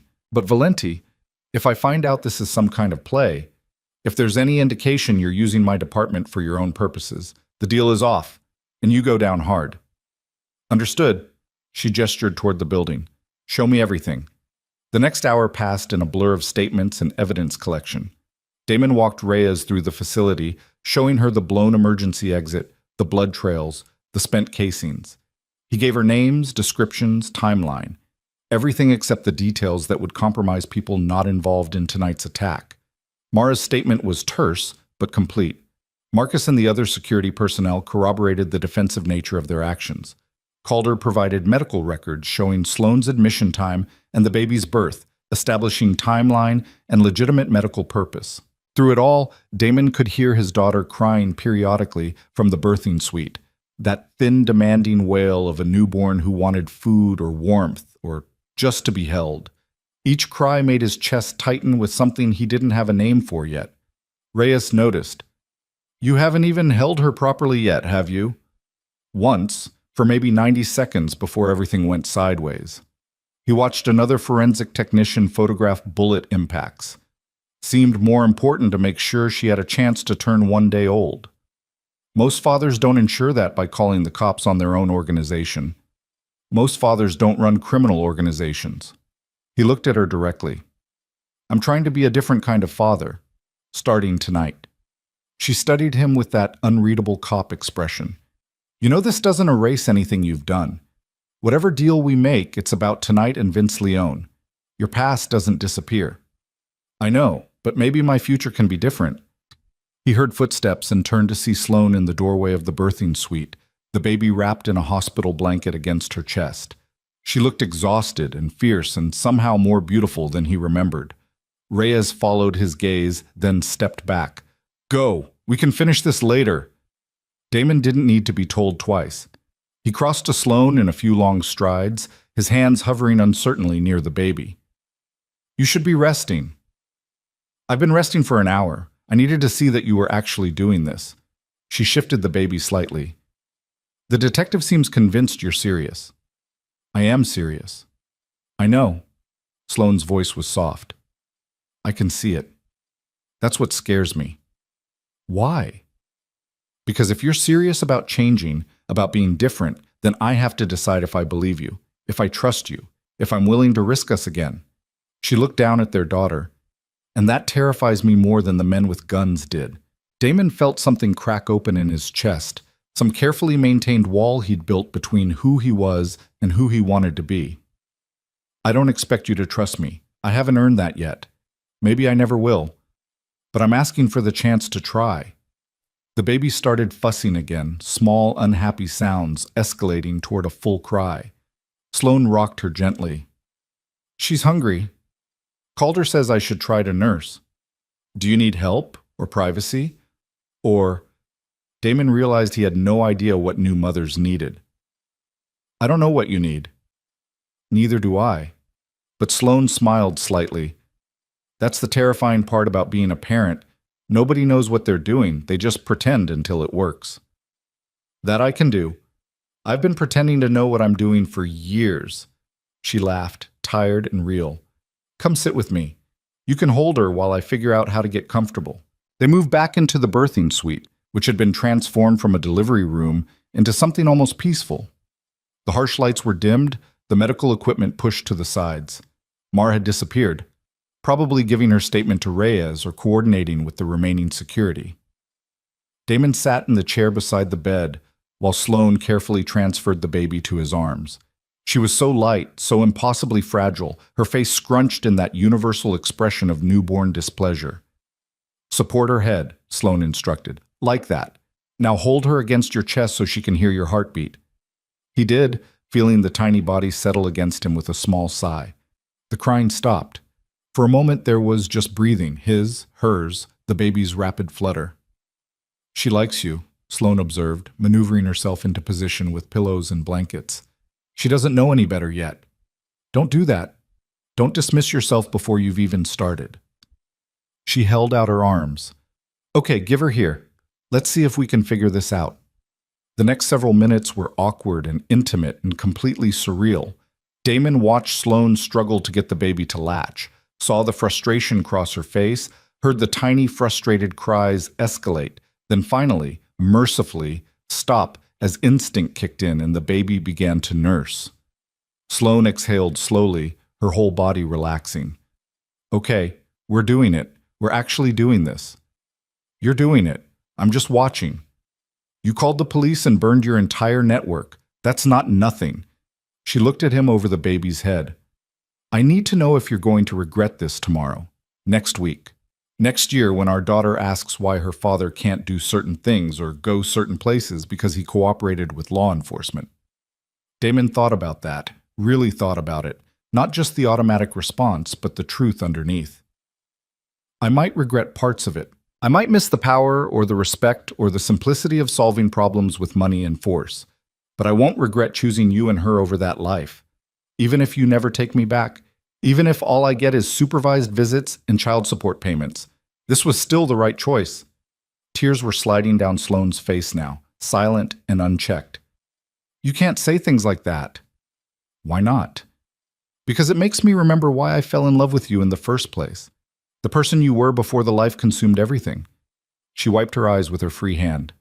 The person I've been trying to forget for 8 months. I'm not asking you to forget. I'm not even asking you to forgive.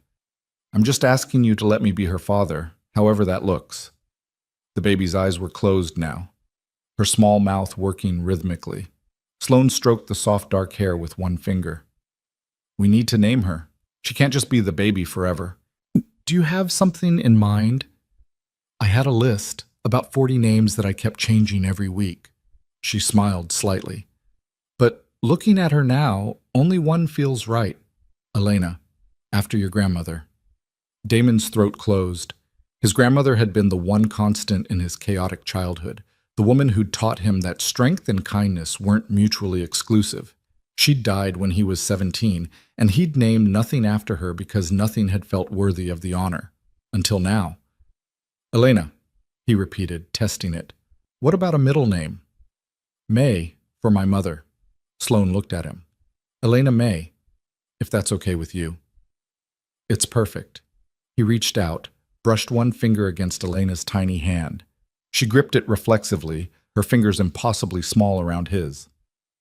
Hi, Elena May. Welcome to the complicated disaster that's going to be your life. Sloane laughed wetly. That's not the traditional greeting. Traditional doesn't seem to be working out for us. A knock on the door interrupted them. Mara stuck her head in, her expression carefully neutral. Reyes wants to talk to you both. She's got preliminary information on the surveillance. Damon looked at Sloane, who nodded. Give me 2 minutes to finish feeding her and get decent. Mara withdrew. Damon stood, giving Sloane privacy to adjust herself and the baby. When she was ready, he helped her stand, steadied her when exhaustion made her sway. How bad is the pain? Manageable. Calder gave me something after the delivery. She transferred Elena to his arms again. You hold her while I talk to Reyes. I need to look like a competent adult, not someone who just pushed a human out of her body an hour ago. They walked out together, presenting a united front, even though Damon could see the toll the last few hours had taken on Sloane. Reyes was waiting in what passed for Calder's office, her expression grave.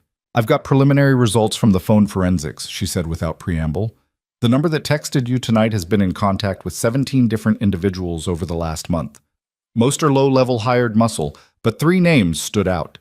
She pulled up images on her tablet. Recognize any of these? Damon looked at the photos.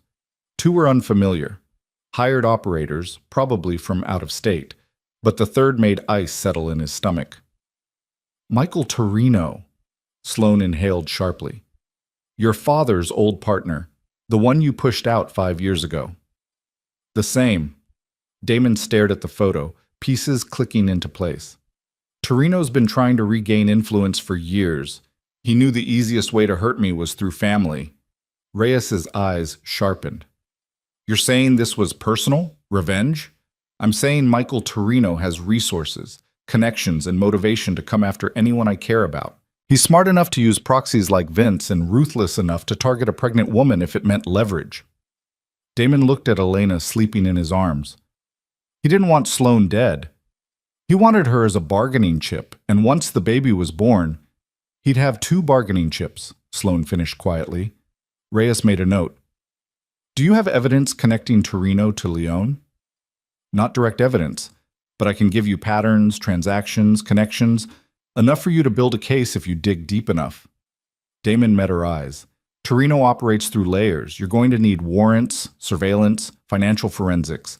But if you're serious about taking him down, I'll give you everything I have.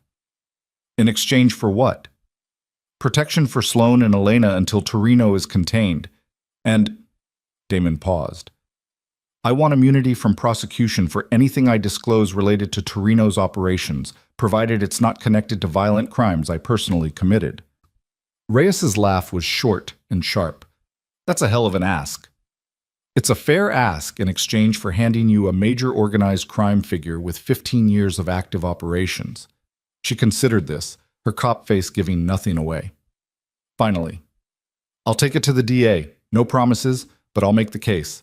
She looked at Sloan. Mrs. Hart, I'm going to need your cooperation too. Statement about the surveillance, the stalking behavior, everything you documented. It's Ms. Hart, or Valenti, depending on which paperwork you're looking at. Sloan straightened despite her obvious exhaustion. And yes, I'll cooperate fully. I have cloud storage with photos, timestamps, and recordings going back 3 weeks. I'll need access to that. You'll have it. Sloan pulled out her phone, started typing. I'm sending you the login credentials now. Everything's organized by date and category. Reyes's expression shifted to something that might have been respect. You're very prepared for someone who was supposedly hiding a pregnancy. I was hiding the pregnancy from Damon, not from reality. I knew something was wrong, I just didn't know how deep it went. Sloan finished typing, sent the message. Now you'll know too. The baby, Elena, started stirring again, small sounds of discomfort building toward distress. Damon rocked her gently, the motion more instinct than skill, but it seemed to work. She settled, her tiny face relaxing back into sleep.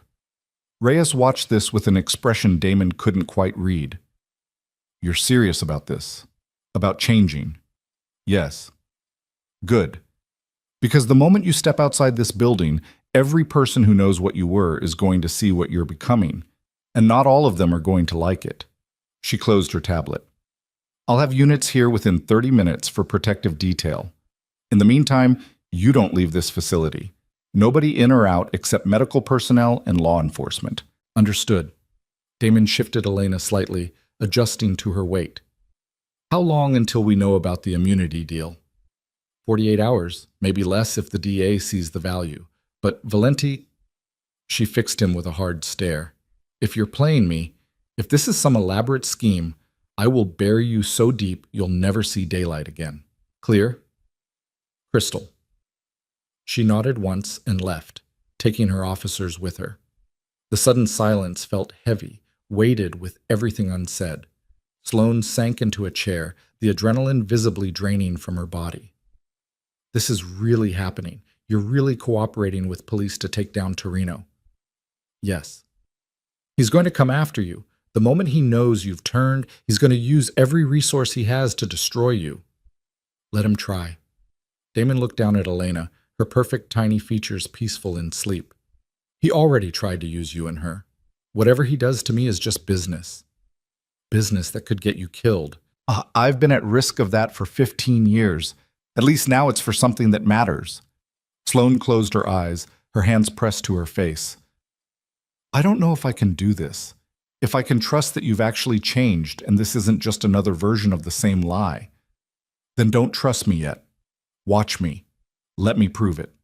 He crossed to her, knelt carefully so he was at eye level without jostling the baby. I know I don't deserve another chance. I know I burned through all my second chances before you even left. But I'm asking anyway, because the alternative is walking away from the only two people who make me want to be better. She opened her eyes, and they were red-rimmed and exhausted and full of something fragile. If you hurt her, if you disappoint her the way you disappointed me, I'll spend the rest of my life making it right. That's not good enough. I know, but it's all I have to offer right now. A long moment passed, just the sound of Elena's breathing and the distant murmur of police activity. Finally, Sloan reached out, touched his face with one hand. We're going to take this so slowly, one day at a time.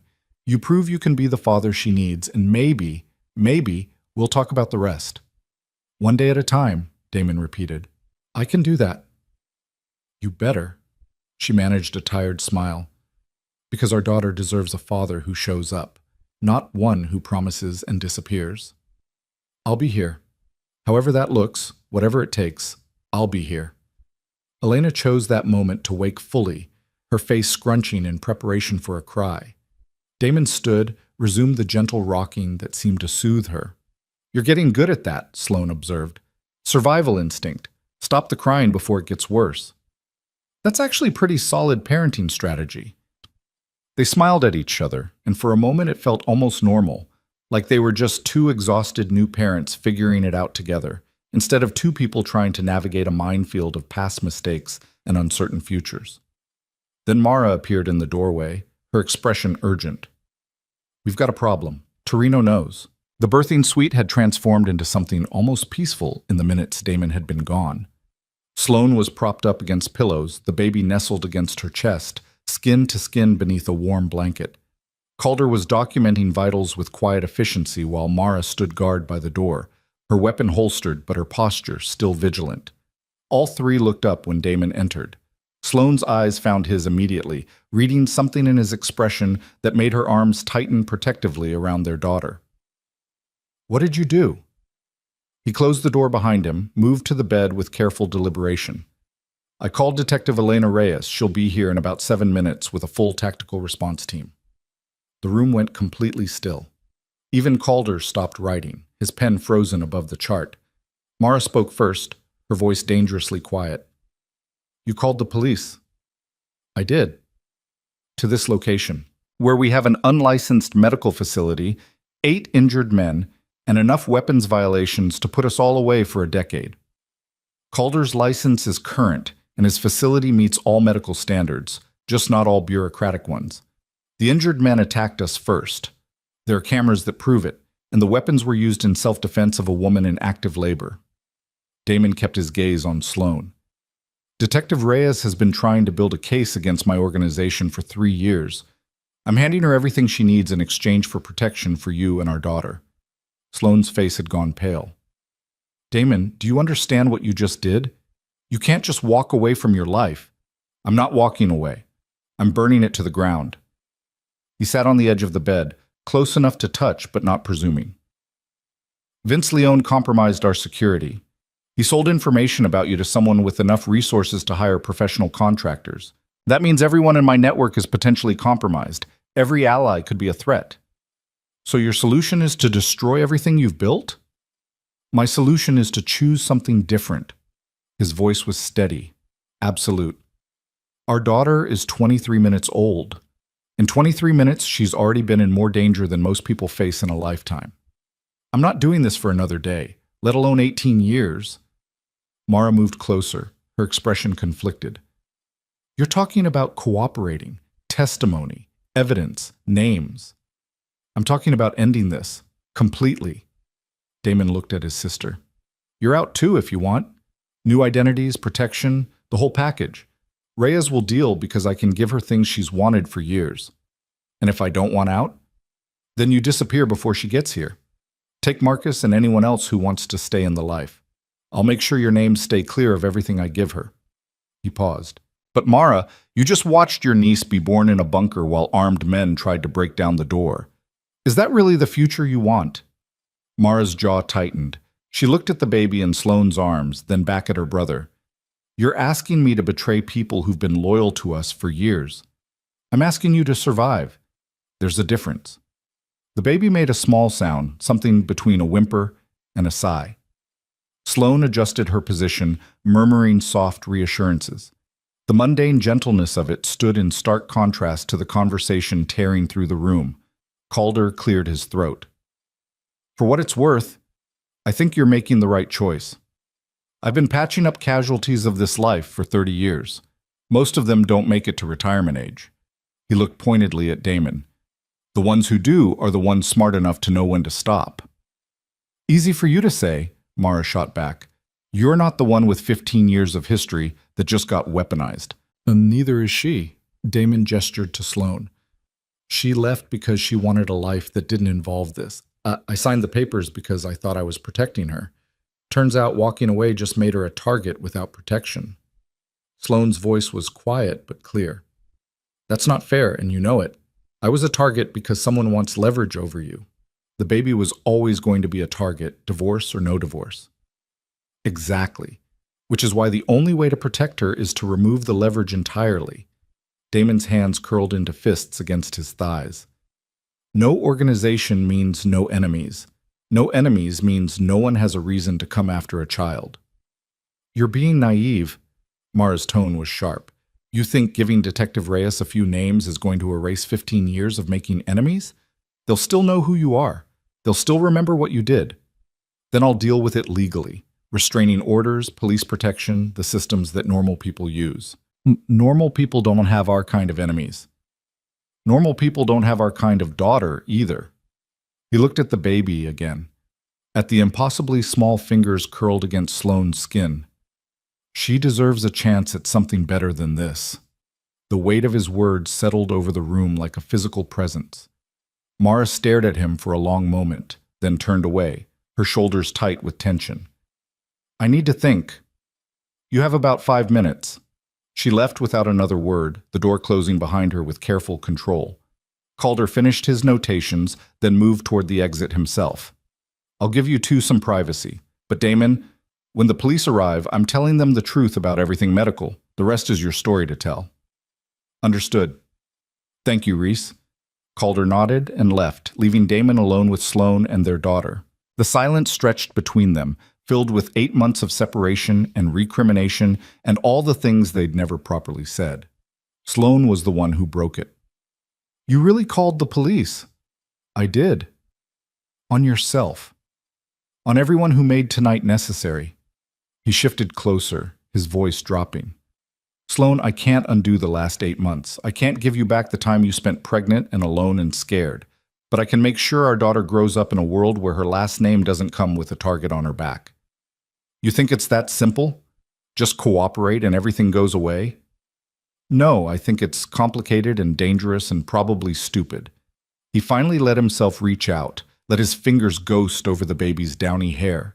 But it's the only move I have that doesn't involve more violence, and you asked me not to kill Vince, so I'm trying something different.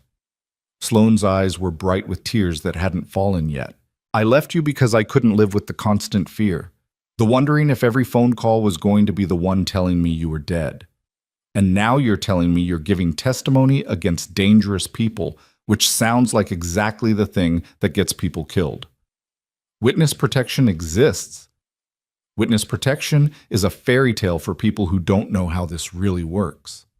She shifted the baby higher against her chest, a protective gesture that was pure instinct. You know how many witnesses disappear every year? How many safe houses get compromised? Detective Reyes is good at her job. Being good at your job doesn't stop a bullet. Neither does running. He met her eyes, held them. I ran from this once, signed the papers, moved to the edges of the territory, tried to convince myself that distance equaled safety. It didn't work. They found you anyway. They tracked you, stalked you, waited until you were at your most vulnerable. So your solution is to paint an even bigger target on all of us? My solution is to remove the reason for the target. His voice was steady, patient, the tone he used when he needed someone to really hear him. Right now, I'm valuable. I have connections, resources, knowledge. People want to use me or eliminate me because I'm a player in the game. But if I give everything to the police, if I testify, if I cooperate fully, then I'm just a liability, a used resource. There's no point in coming after me because I've already given away everything of value. Sloane stared at him, and he could see her sharp mind working through the logic, testing it for holes. Unless someone wants revenge. Revenge requires knowing where to find us. Witness protection means new identities, new location, new everything. And you trust the system to protect us better than you could protect us yourself. I trust that the system doesn't have Vince Leone on the payroll. He said it quietly, but the words landed with impact. Someone inside my organization sold us out, Sloane. Maybe multiple someones. I can't protect you if I can't trust my own people. The baby stirred, made a small noise of discontent. Sloane automatically began rocking, a gentle sway that seemed to calm the infant immediately. Damon watched the motion, watched his daughter settle back into sleep, and felt something in his chest that might have been hope or might have been terror. "What's her name?" he asked. Sloane blinked, thrown by the change of subject. I didn't want to choose without you. You carried her for 9 months. You get first choice." "That's not how this works." "Then how does it work?" He gestured between them, encompassing everything. The 8 months of separation, the terror of tonight, the impossibly small life they'd created together. "Because I don't have a map for this, Sloane. I've never done any of this before." Her laugh was small and broken. "Neither have I. I spent 8 months convincing myself I could do this alone, that I'd be fine as a single mother, that you didn't need to know.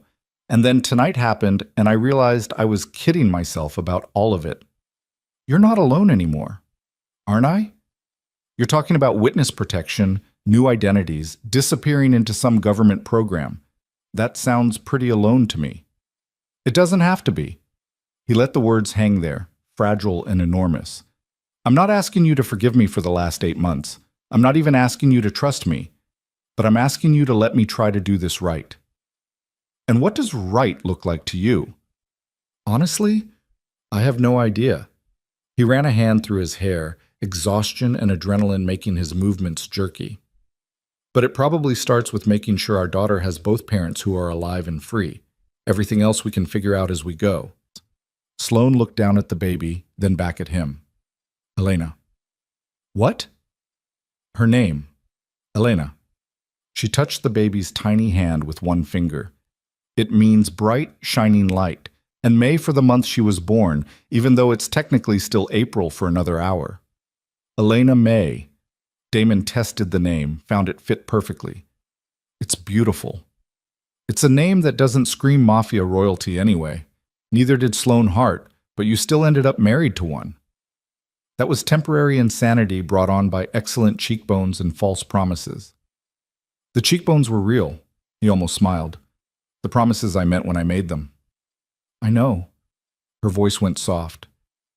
"That's what made it worse. You really believed we could make it work, that love was enough to bridge the gap between my world and yours."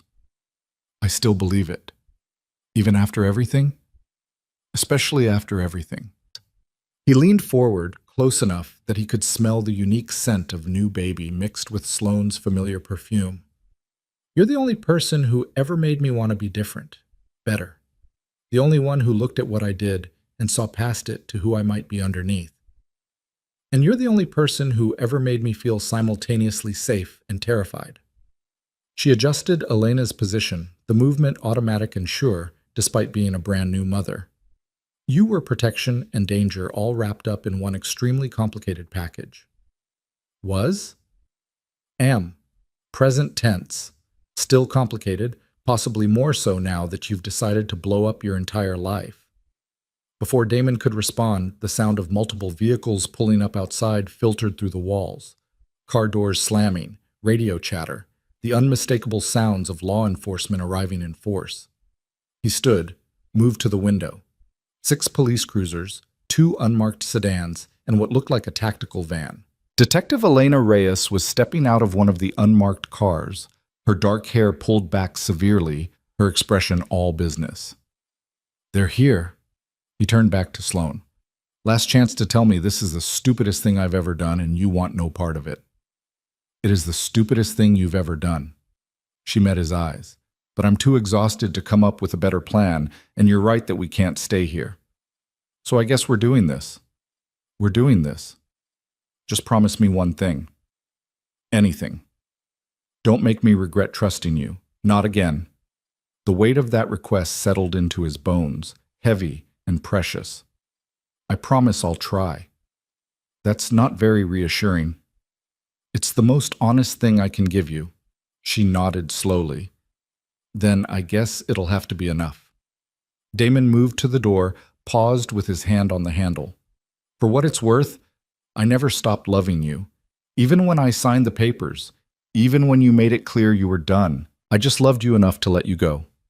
And now? Now I'm hoping you'll let me try to earn my way back.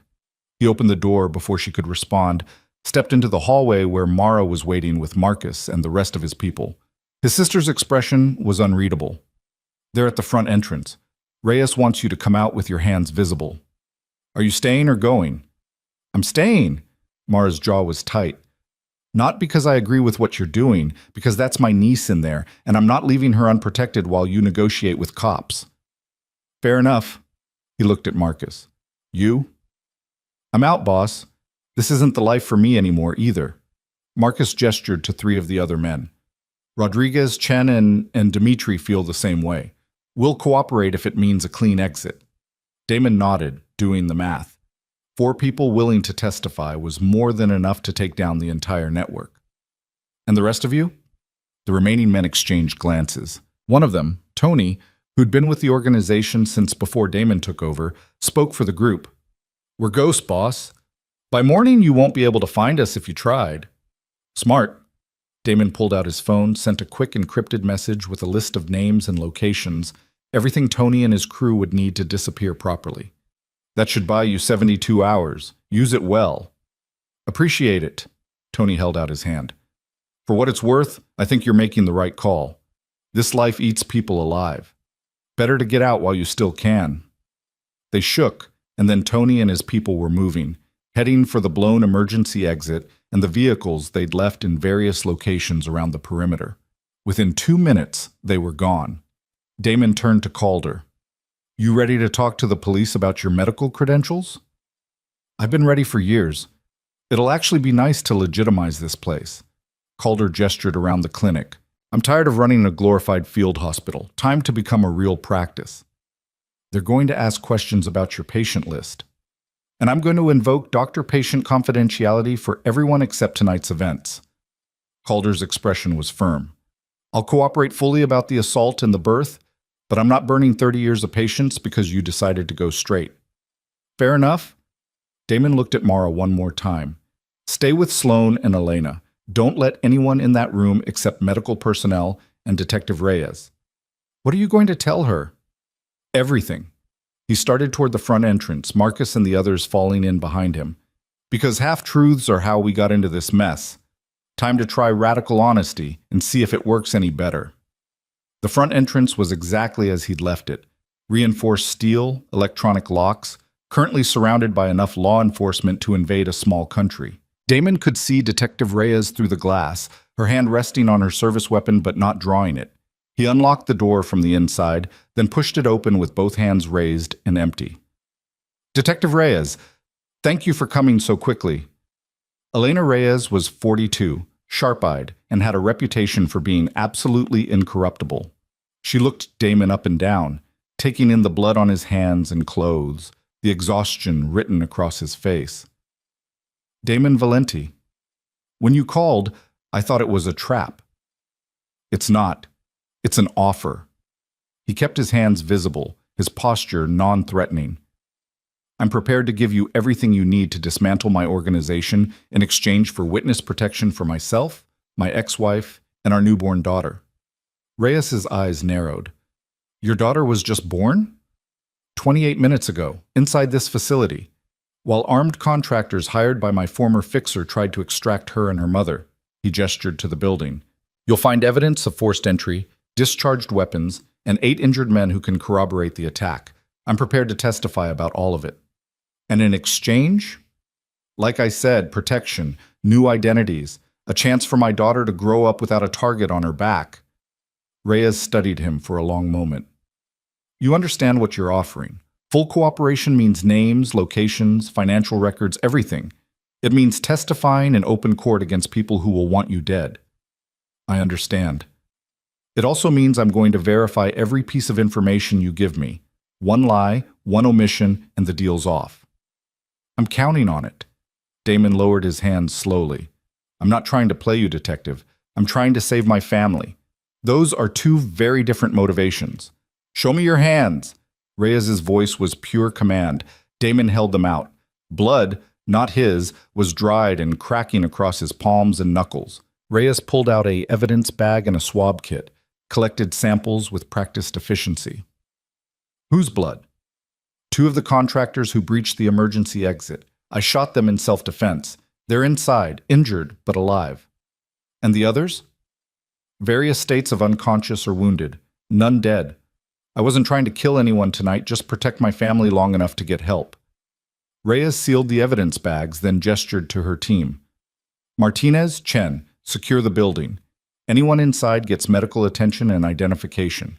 I want statements from everyone. She looked back at Damon. You're coming with me. We're going to have a very long conversation.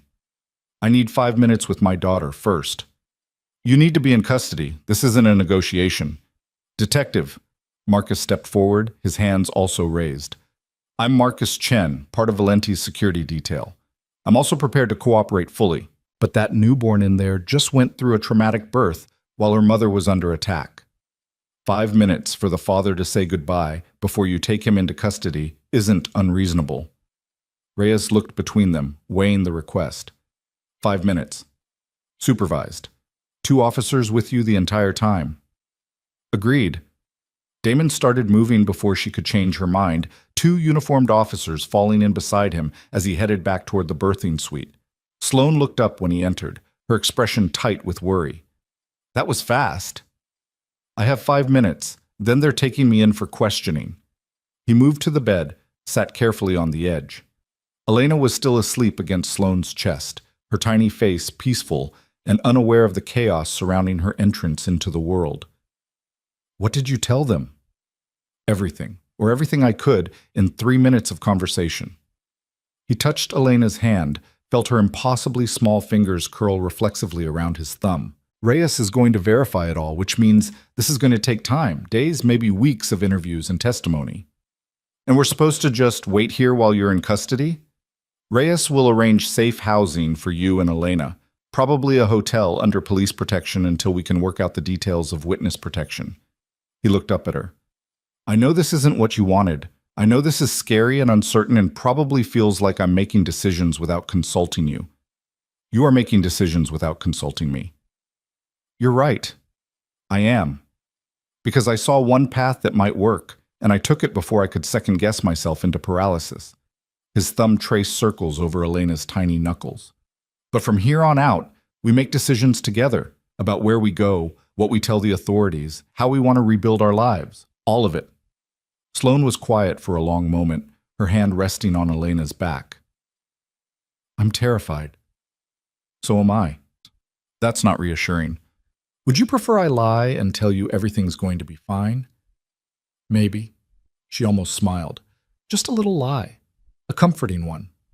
Okay, here's a lie. I have everything under control. I know exactly what's going to happen next. And by this time tomorrow, we'll all be safely tucked away somewhere with new identities and a guaranteed happy ending. That's a terrible lie. I warned you it would be. He leaned forward, pressed a kiss to Elena's downy head.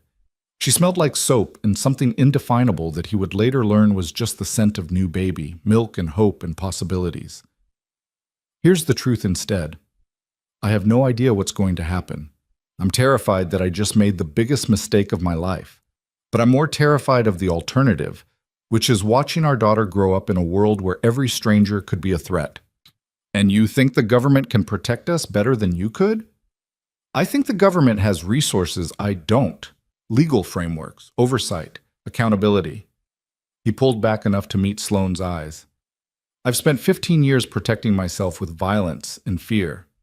It hasn't made me safer. It's just made me more isolated and paranoid. Maybe it's time to try trusting something bigger than my own ability to hurt people who threaten me. One of the officers cleared his throat. Time's up, Mr. Valenti. Damon nodded, started to stand. Sloane caught his wrist. Don't do anything stupid while you're in custody. Don't try to be a hero. Just answer their questions and come back to us. That's the plan. Plans change. Not this one. He covered her hand with his. I'm done running. I'm done fighting. I'm just trying to be the father our daughter deserves. He stood, let the officers escort him out of the birthing suite and through the clinic's halls. More police had arrived, their presence transforming the quiet medical facility into something resembling a crime scene. Calder was talking to a detective near the emergency exit, his manner calm and professional. Mara was nowhere to be seen, probably staying close to Sloane and Elena as he'd asked. Detective Reyes was waiting by one of the unmarked sedans. She opened the back door, gestured for him to get in. I'm not cuffing you unless you give me a reason to. I won't. Good, because I have about 700 questions and I'd like to get through them while your memory is fresh. Damon slid into the back seat. The door closed with a solid thunk, and then they were pulling away from the clinic, leaving behind the only family he had and the daughter he'd held for all of 5 minutes. The drive to the police station took 18 minutes. Reyes didn't speak during it, just made notes on a tablet while her partner drove. Damon used the time to organize his thoughts, to figure out what he could say and what he needed to hold back, to calculate the exact balance of cooperation and self-preservation. The station was quiet at 4 in the morning, just a few officers on overnight shifts and the holding cells mostly empty. Reyes led him to an interview room that smelled like stale coffee and desperation. A small space with a table, 3 chairs, and a camera in the corner recording everything. Sit. Reyes gestured to the chair facing the camera. Water? Coffee? Water would be good. She left, returned 2 minutes later with a bottle of water and a thick folder. She sat across from him, her partner taking the third chair, and placed a digital recorder on the table between them. This is Detective Elena Reyes conducting an interview with Damon Valenti regarding the events of April 30th/May 1st, 2026. Mr. Valenti has agreed to cooperate voluntarily and has declined legal representation at this time. Is that correct? It is. For the record, you understand that anything you say can and will be used in court? I understand. And you're still willing to proceed? I am. Reyes nodded, started the recorder. Let's begin with tonight. What time did you receive the call from Sloane Hart? And so Damon talked. He walked them through the phone call, the drive to Sloane's apartment, the men he'd found waiting in her hallway. He described the van, the surveillance setup, the exact words they'd used. He gave them Vince Leone's name and phone number, described the relationship, explained the breach of trust. He told them about the drive to Calder's clinic, about the vehicles that had followed them, about the motorcycle he'd disabled, and the sedan they'd evaded. He described the assault on the clinic in tactical detail, entry points, weapons used, the exact sequence of events. He gave them Marcus Chen's name as a corroborating witness, along with Rodriguez, Dimitri, and everyone else who'd been present and willing to testify. And through it all, Reyes took notes and asked follow-up questions, and slowly built a picture of a criminal organization that was about to collapse under the weight of its own betrayals. Tell me about Vince Leone, she said after they'd covered the immediate events. How long has he worked for you? 3 years? He was a fixer, handled jobs that required discretion and connections outside my normal network. What kind of jobs? Damon paused, weighing his words. Information gathering? Logistics? Occasionally enforcement when diplomacy failed. Enforcement meaning violence? Enforcement meaning making it clear that certain behaviors had consequences. Reyes's eyes were sharp. We're going to need specifics if you want protection. Vague allusions aren't going to cut it. I understand, but I need something from you first. You're not in a position to negotiate. I'm in the perfect position to negotiate. You want to dismantle a criminal organization. I can give you everything you need to do that. Names, locations, financial records, testimony that will hold up in court.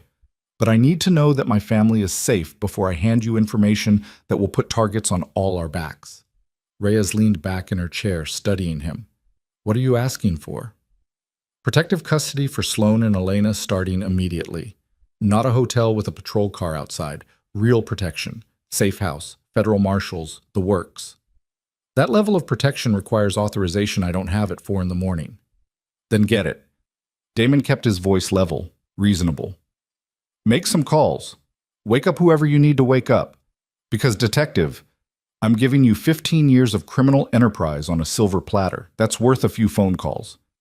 She stared at him for a long moment, then stood. I'll be back. She left him alone with her partner, a younger detective named Morrison, who looked like he was trying to decide if Damon was dangerous or just desperate. They sat in silence for 7 minutes before Reyes returned, her expression carefully neutral. I spoke to the U.S. Attorney's Office. They're willing to authorize protective custody pending verification of your information. Sloan Hart and your daughter will be moved to a federal safe house within the hour. Damon felt tension he hadn't known he was carrying released from his shoulders. Thank you. Don't thank me yet. This is contingent on you providing detailed, verifiable information. If you waste our time or lie about anything material, the protection ends and you go from witness to defendant. Understood. Good. Then let's talk about Vince Leone's specific activities over the last 6 months. And Damon talked. He gave them dates and locations, described meetings and exchanges, outlined the network of contacts Vince had built.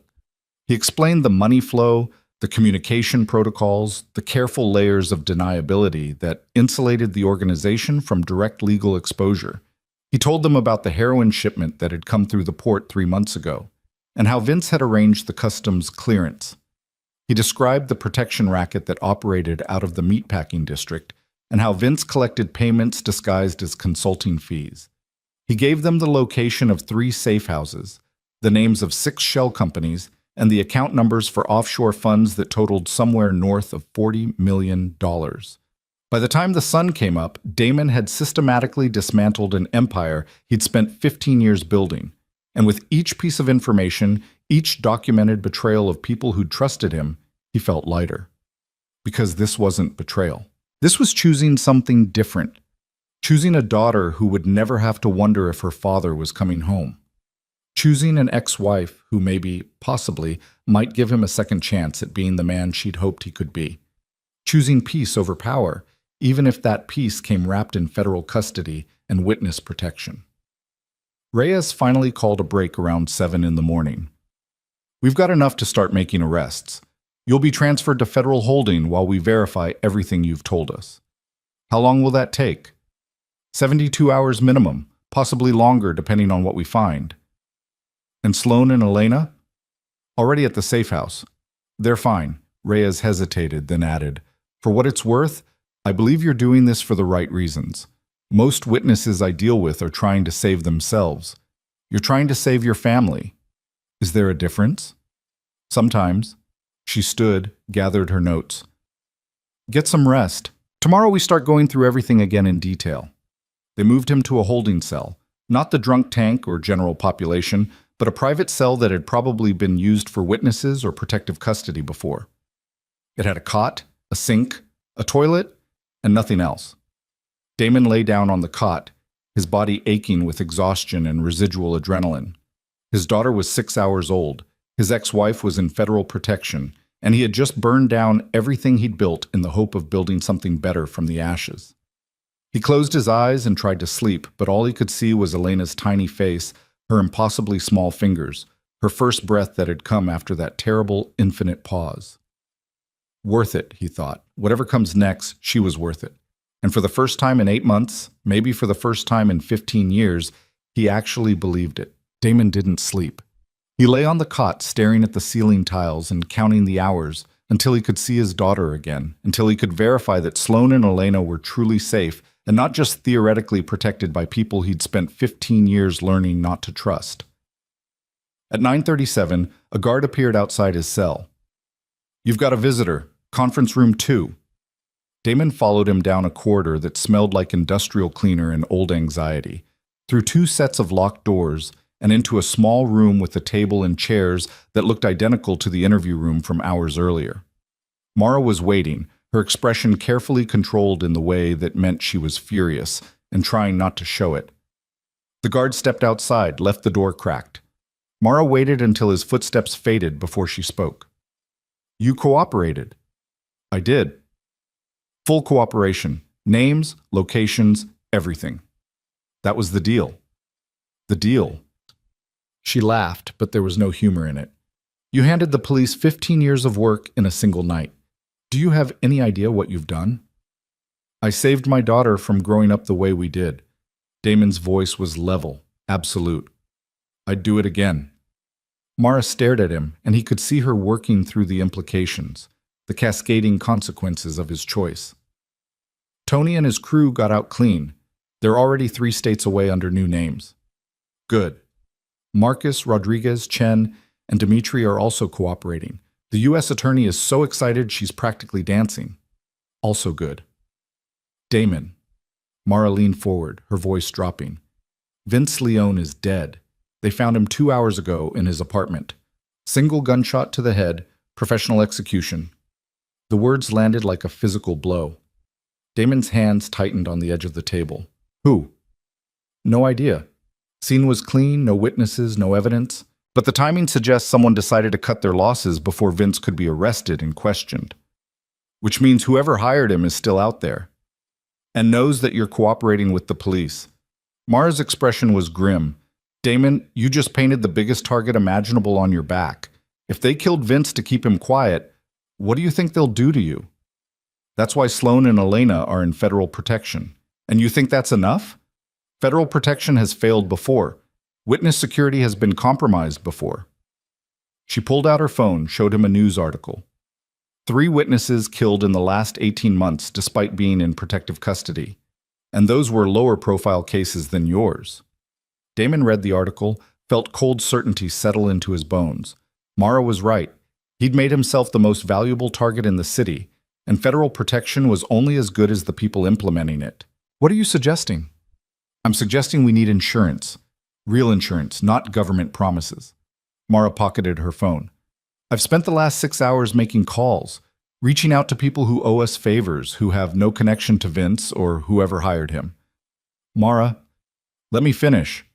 I've got 3 different security teams willing to provide backup protection for Sloan and Elena. Private contractors, completely off books, loyal to us, and not to whoever's cleaning up loose ends. If I go around federal protection, Reyes will consider it a breach of trust. If you don't, you might be trusting your family's lives to a system with documented holes." Mara's voice was fierce. "I'm not asking you to abandon the cooperation. I'm asking you to be smart enough to have a backup plan." Damon wanted to argue, wanted to believe that doing everything by the book would be enough.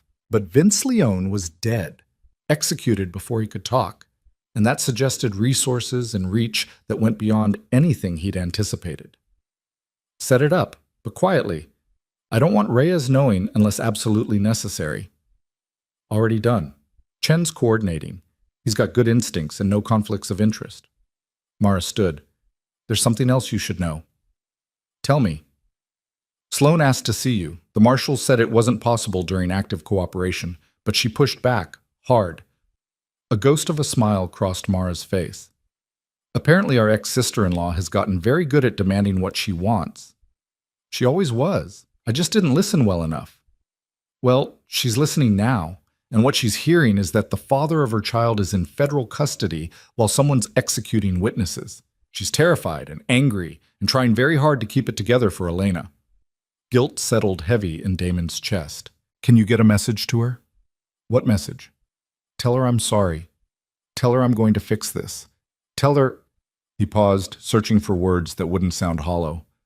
"Tell her Elena is the best thing I've ever done, and I'm not going to let anything happen to either of them." "I'll tell her."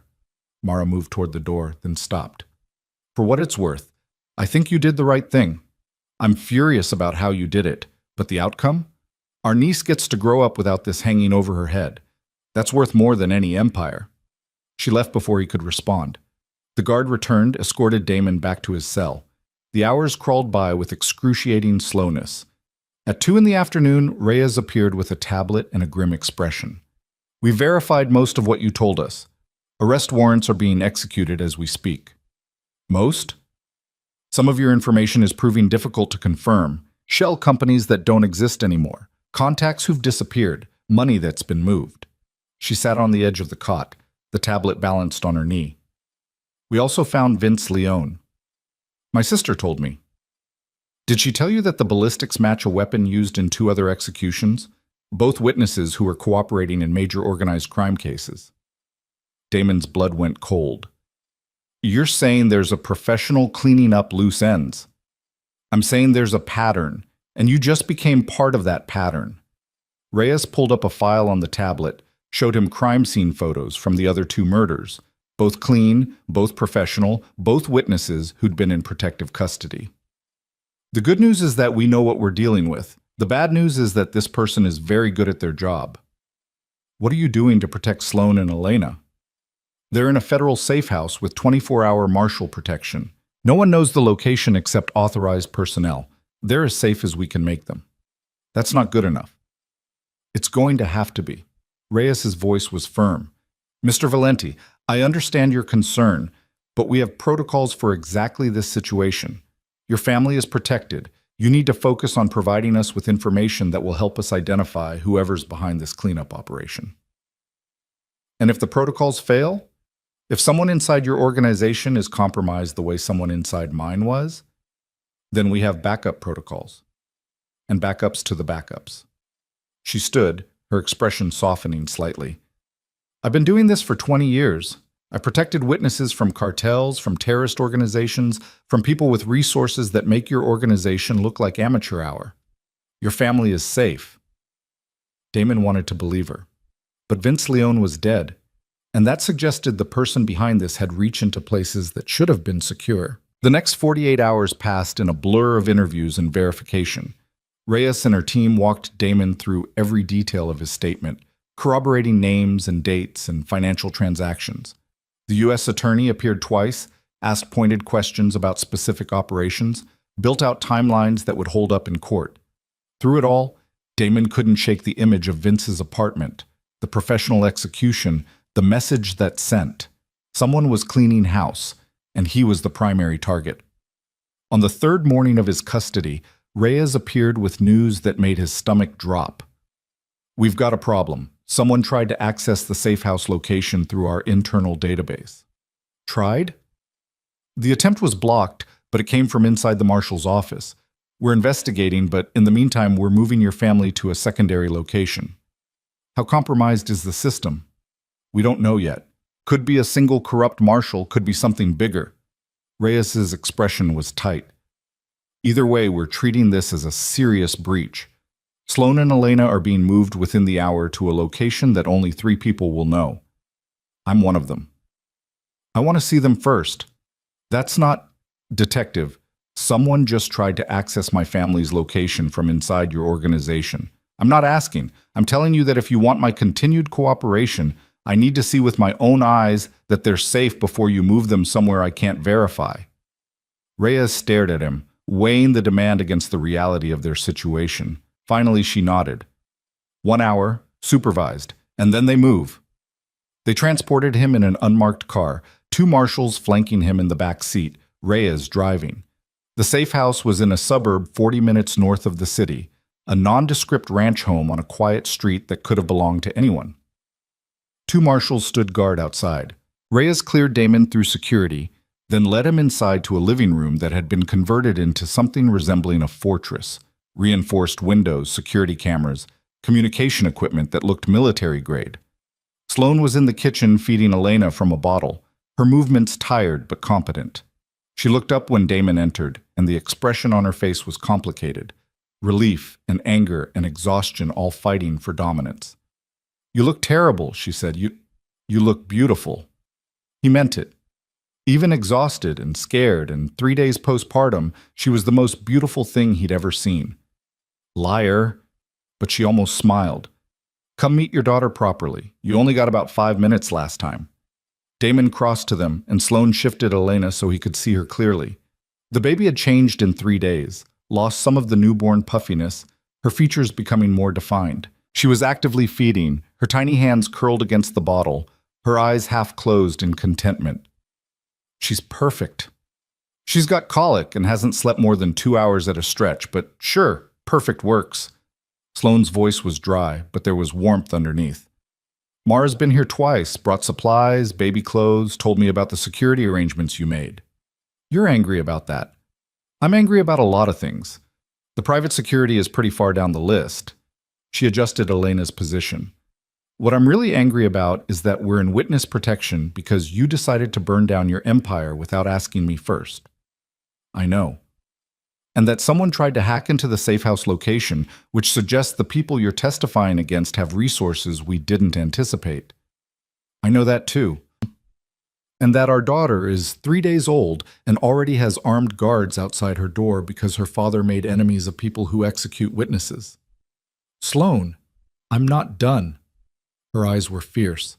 I'm also angry that you were right, that walking away wasn't enough, that they found me anyway and would have kept finding me because I'm leverage and our daughter is leverage, and the only way to stop that was to take away the thing they wanted to leverage. Damon sat down heavily in the chair across from her. I don't know how to apologize for any of this. Good, because I don't want apologies. I want solutions. She pulled the bottle away as Elena finished, lifted her to burp against her shoulder. Mara says there's a professional cleaning up witnesses, that Vince is dead and 2 others before him. That's what Detective Reyes says too. So what's the plan? Federal protection, new identities, relocation to somewhere far away from anyone who knows us. That's their plan. What's yours? Damon looked at his daughter, at her impossibly small body pressed against Sloane's shoulder, at the tiny fingers that curled and uncurled against her mother's back.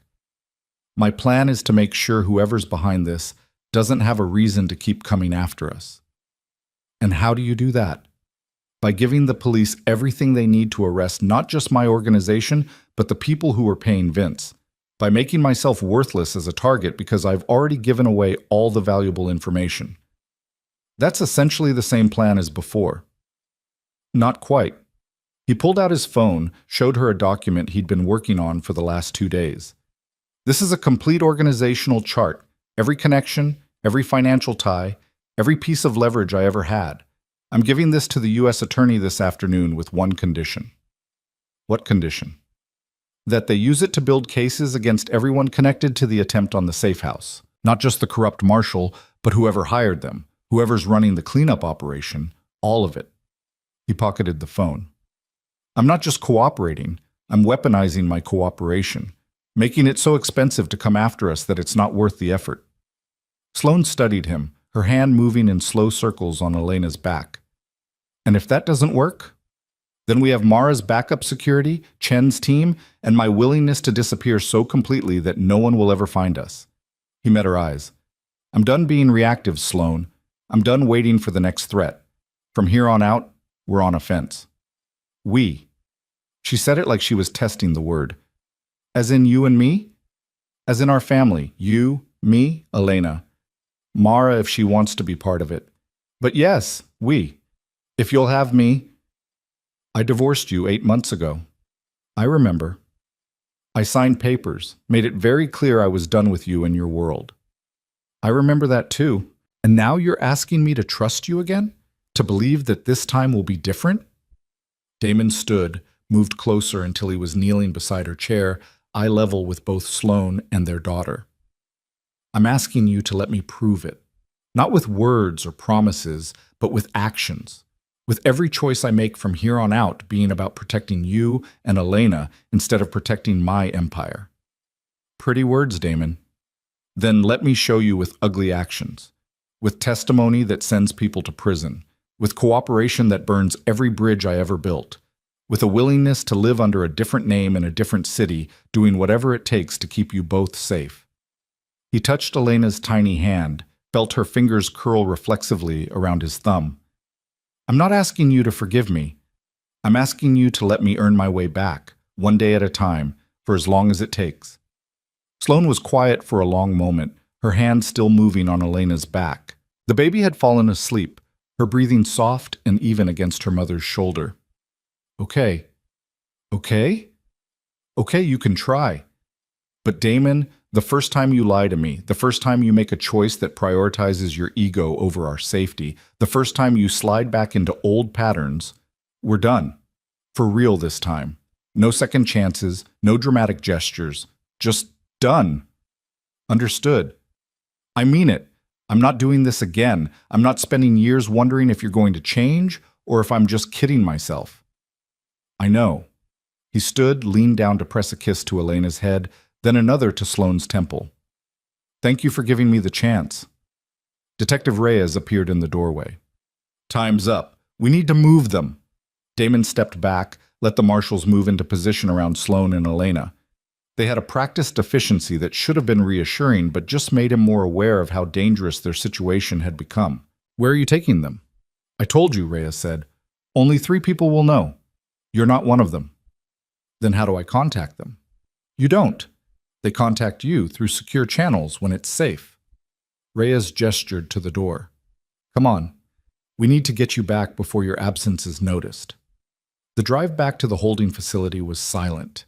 Damon watched the suburbs give way to city, watched normal people going about their normal lives, and felt the weight of everything he'd given up settle into his bones. But Elena's face was etched into his memory. Sloane's cautious hope. The possibility that maybe, just maybe, he could build something better from the ashes of his old life. Back in his cell, Damon pulled out the document he'd shown Sloane and started adding details. Every connection he could remember, every financial tie, every piece of leverage or blackmail or carefully cultivated alliance. He turned his organization inside out on digital paper, creating a roadmap that would let the authorities dismantle everything he'd built. At 8 that evening, the U.S. attorney arrived with Detective Reyes and a team of lawyers. They spent 4 hours going through the document, asking questions, verifying details. By midnight, they had enough to request 63 arrest warrants and freeze 47 bank accounts.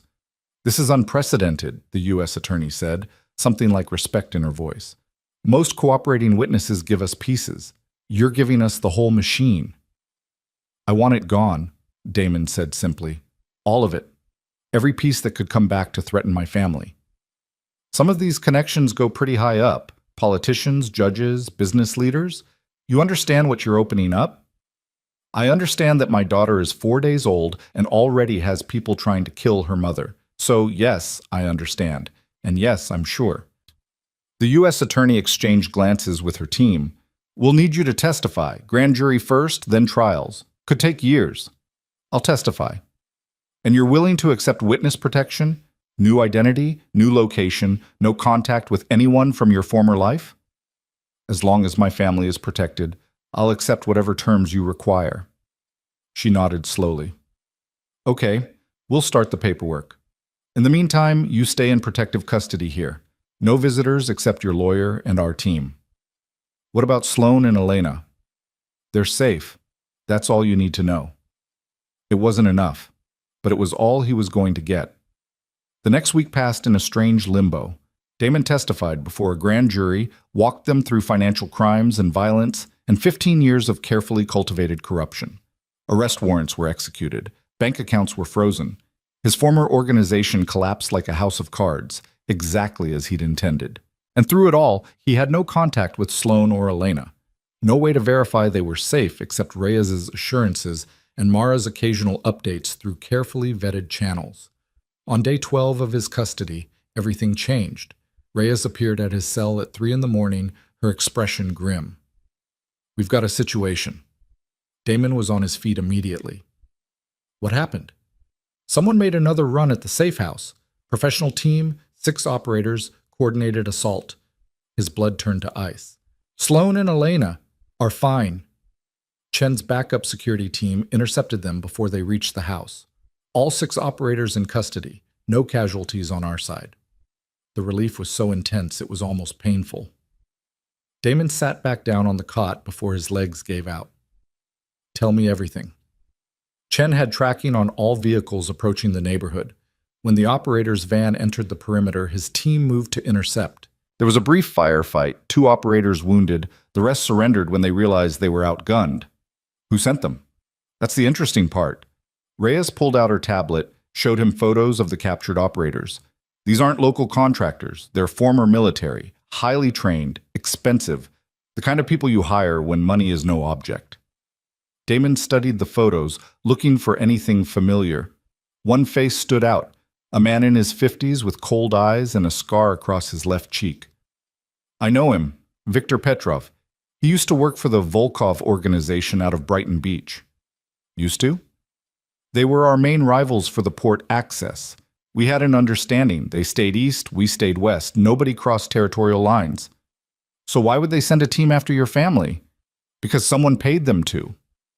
Damon's mind was racing, connecting pieces he should have seen earlier. Vince was coordinating for someone with serious resources. What if it wasn't a local player? What if someone brought in the Volkov organization specifically because they were outside my network? Reyes was already typing. If that's true, we need to move fast. The Volkov organization has reach into federal systems. They could have been the ones who tried to hack the safe house location. Can you pressure Petrov? Make him give up who hired him? Already working on it. But Damon, if this is Volkov-level resources, witness protection might not be enough. Then what is? She looked at him for a long moment. Full immunity and a very aggressive prosecution. We take down not just your organization, but theirs too. Make it so expensive to keep coming after you that they cut their losses. How do we do that? You tell us everything you know about their operation. Every contact point, every financial tie, every piece of leverage you ever had on them. She paused. And you let us use you as bait. Bait. They want you dead because you're a threat. We make you a bigger threat. Publicly announce your cooperation, leak details about what you're giving us. Force them to make a move while we're ready for it. You want to paint a target on my back. I want to control where and when they shoot at that target. Reyes's expression was fierce. Right now, they're hunting in the dark, taking shots at your family because they don't know where you are. We change that. We tell them exactly where you are, and we make sure they come for you instead of Sloan and Elena. Damon's first instinct was to reject the plan. Using himself as bait meant risk, meant exposing himself to exactly the kind of professional execution that had killed Vince. But it also meant drawing fire away from his family, and that made it worth considering. What's the timeline? 48 hours. We interrogate Petrov, build out the Volkov connections, then we make a very public announcement that you're cooperating fully and providing testimony that will dismantle both organizations. And when they come for me, we'll be ready. Full tactical support, secured location, everything we need to end this permanently. Damon thought about Elena, about Sloan, about the life he'd promised to build for them. A life that couldn't start until this threat was eliminated completely. Do it. The next 48 hours were the most intensive of his life. Damon gave Reyes and her team everything he knew about the Volkov organization, their smuggling routes, their money laundering operations, their connections to corrupt officials. He identified weak points in their security, named people who might be turned against them, drew organizational charts that mirrored the ones he'd created for his own empire. And while he talked, federal agents executed a coordinated sweep. Arrest warrants for 17 members of the Volkov organization, seizure orders for their properties, freezing orders for their accounts. On the morning of day 14, Reyes held a press conference.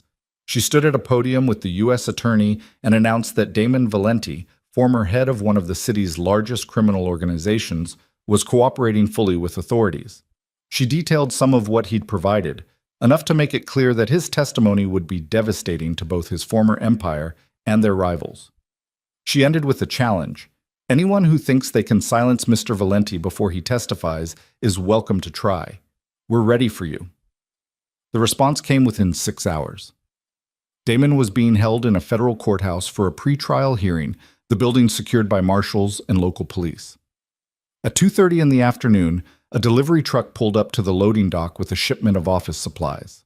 The driver was Viktor Petrov's son. The shipment contained 4 armed men and enough explosives to level half the building, but Chen's intelligence network had identified the truck 3 blocks away.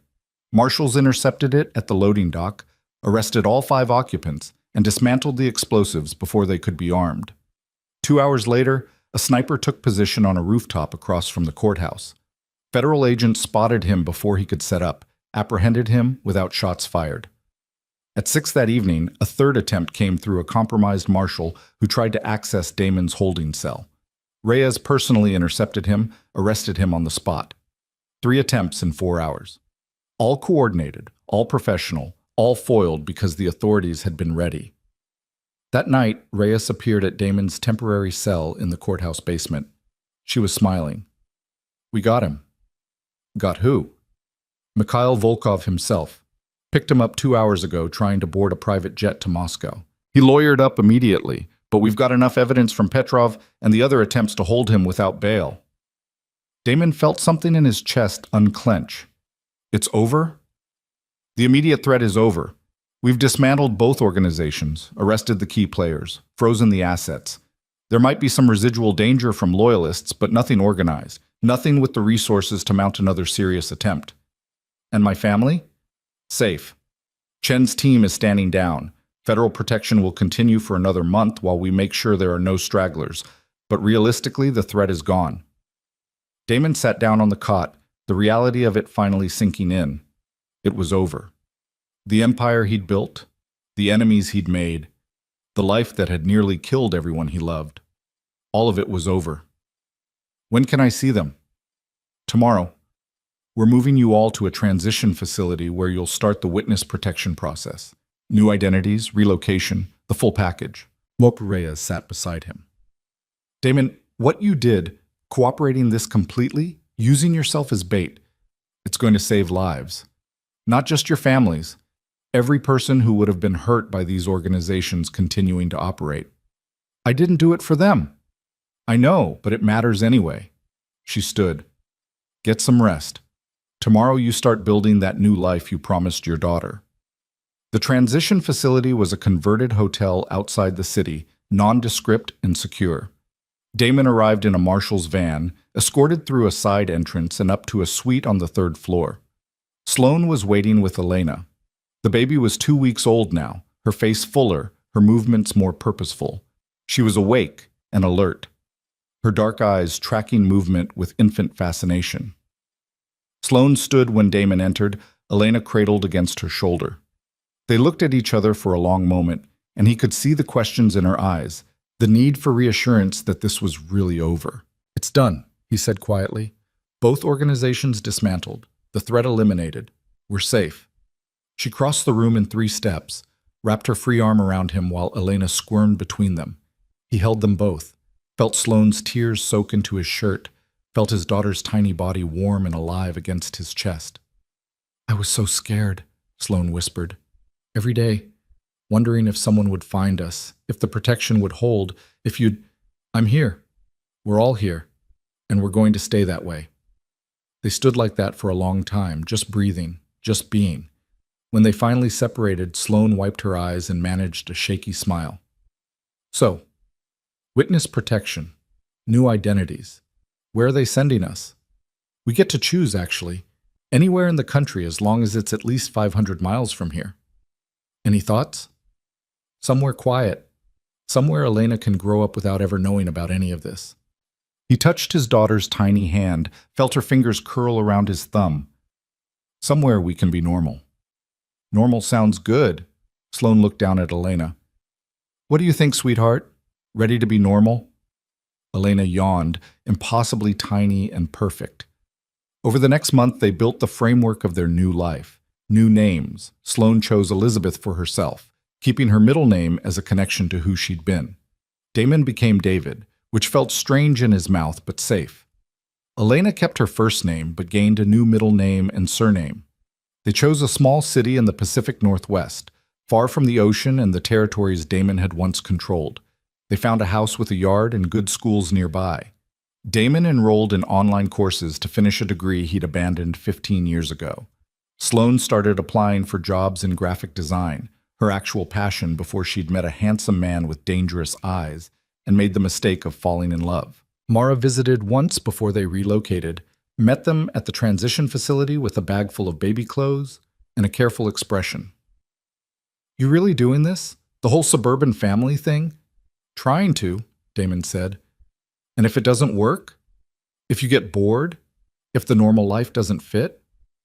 Then I'll figure out how to make it fit. Because the alternative is going back to a life that nearly got my family killed.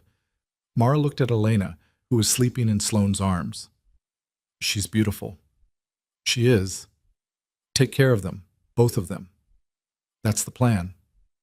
And Damon? Mara's voice dropped. I'm proud of you for choosing differently, for being brave enough to walk away. I thought you were angry. I was. I am. But I'm also proud. She hugged him, quick and fierce. Be happy, little brother. You've earned it. The move happened on a rainy Tuesday in June. They loaded their minimal possessions into a sedan provided by the marshals, strapped Elena into a car seat that still looked impossibly large for her tiny body, and drove away from everything they'd known. The house was perfect, small but well-maintained, with a maple tree in the front yard and a park 2 blocks away. Their new neighbors were friendly but not intrusive. No one asked uncomfortable questions about their past or why they'd chosen this particular city. Damon got a job at a local hardware store, which felt surreal after 15 years of running an empire. But there was something peaceful about helping customers find the right supplies, about honest work that didn't involve violence or fear. Sloane freelanced from home, taking on design projects while Elena napped. The money was tight compared to what they'd had before, but it was clean money, earned through effort instead of extortion. And slowly, carefully, they built something that looked like a real life. Elena's first smile came at 6 weeks old, directed at Damon while he was changing her diaper and making ridiculous faces. Her first laugh came at 10 weeks, prompted by Sloane blowing raspberries on her stomach. She started sleeping through the night at 3 months, which felt like a miracle. On their daughter's 6-month birthday, Damon made dinner while Sloane gave Elena a bath.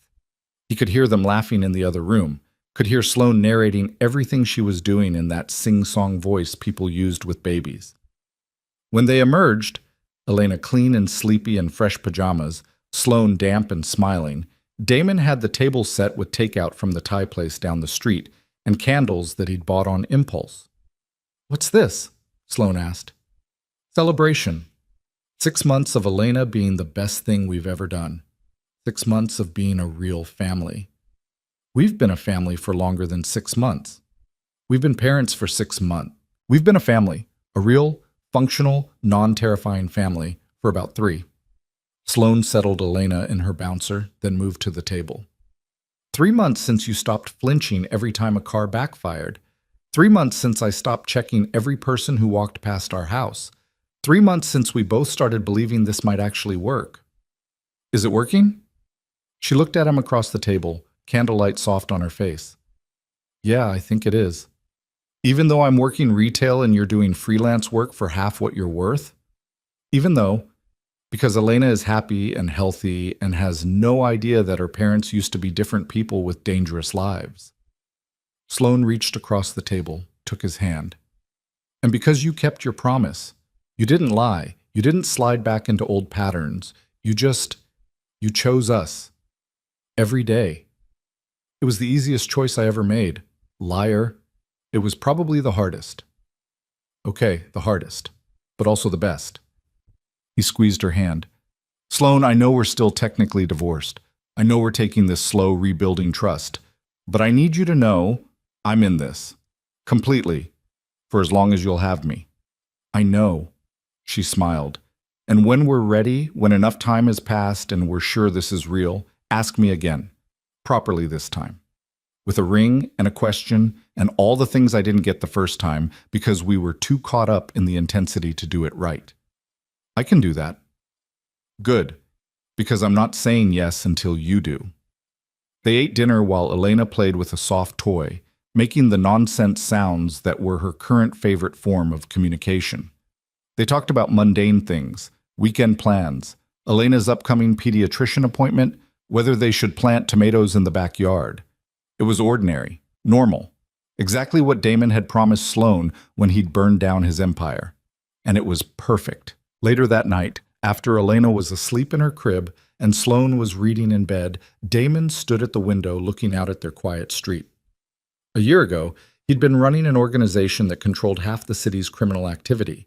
6 months ago, he'd been in federal custody, testifying against everyone he'd ever known.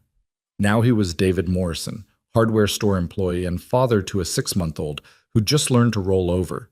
His greatest stress was whether they could afford to replace the washing machine that had started making concerning noises. His phone buzzed. A text from a number he recognized. Detective Reyes, checking in the way she did every few months. "How's the family?" He typed back, "Happy, healthy, normal." "That's good to hear. The trials wrapped up last week. Everyone you testified against is going away for a long time.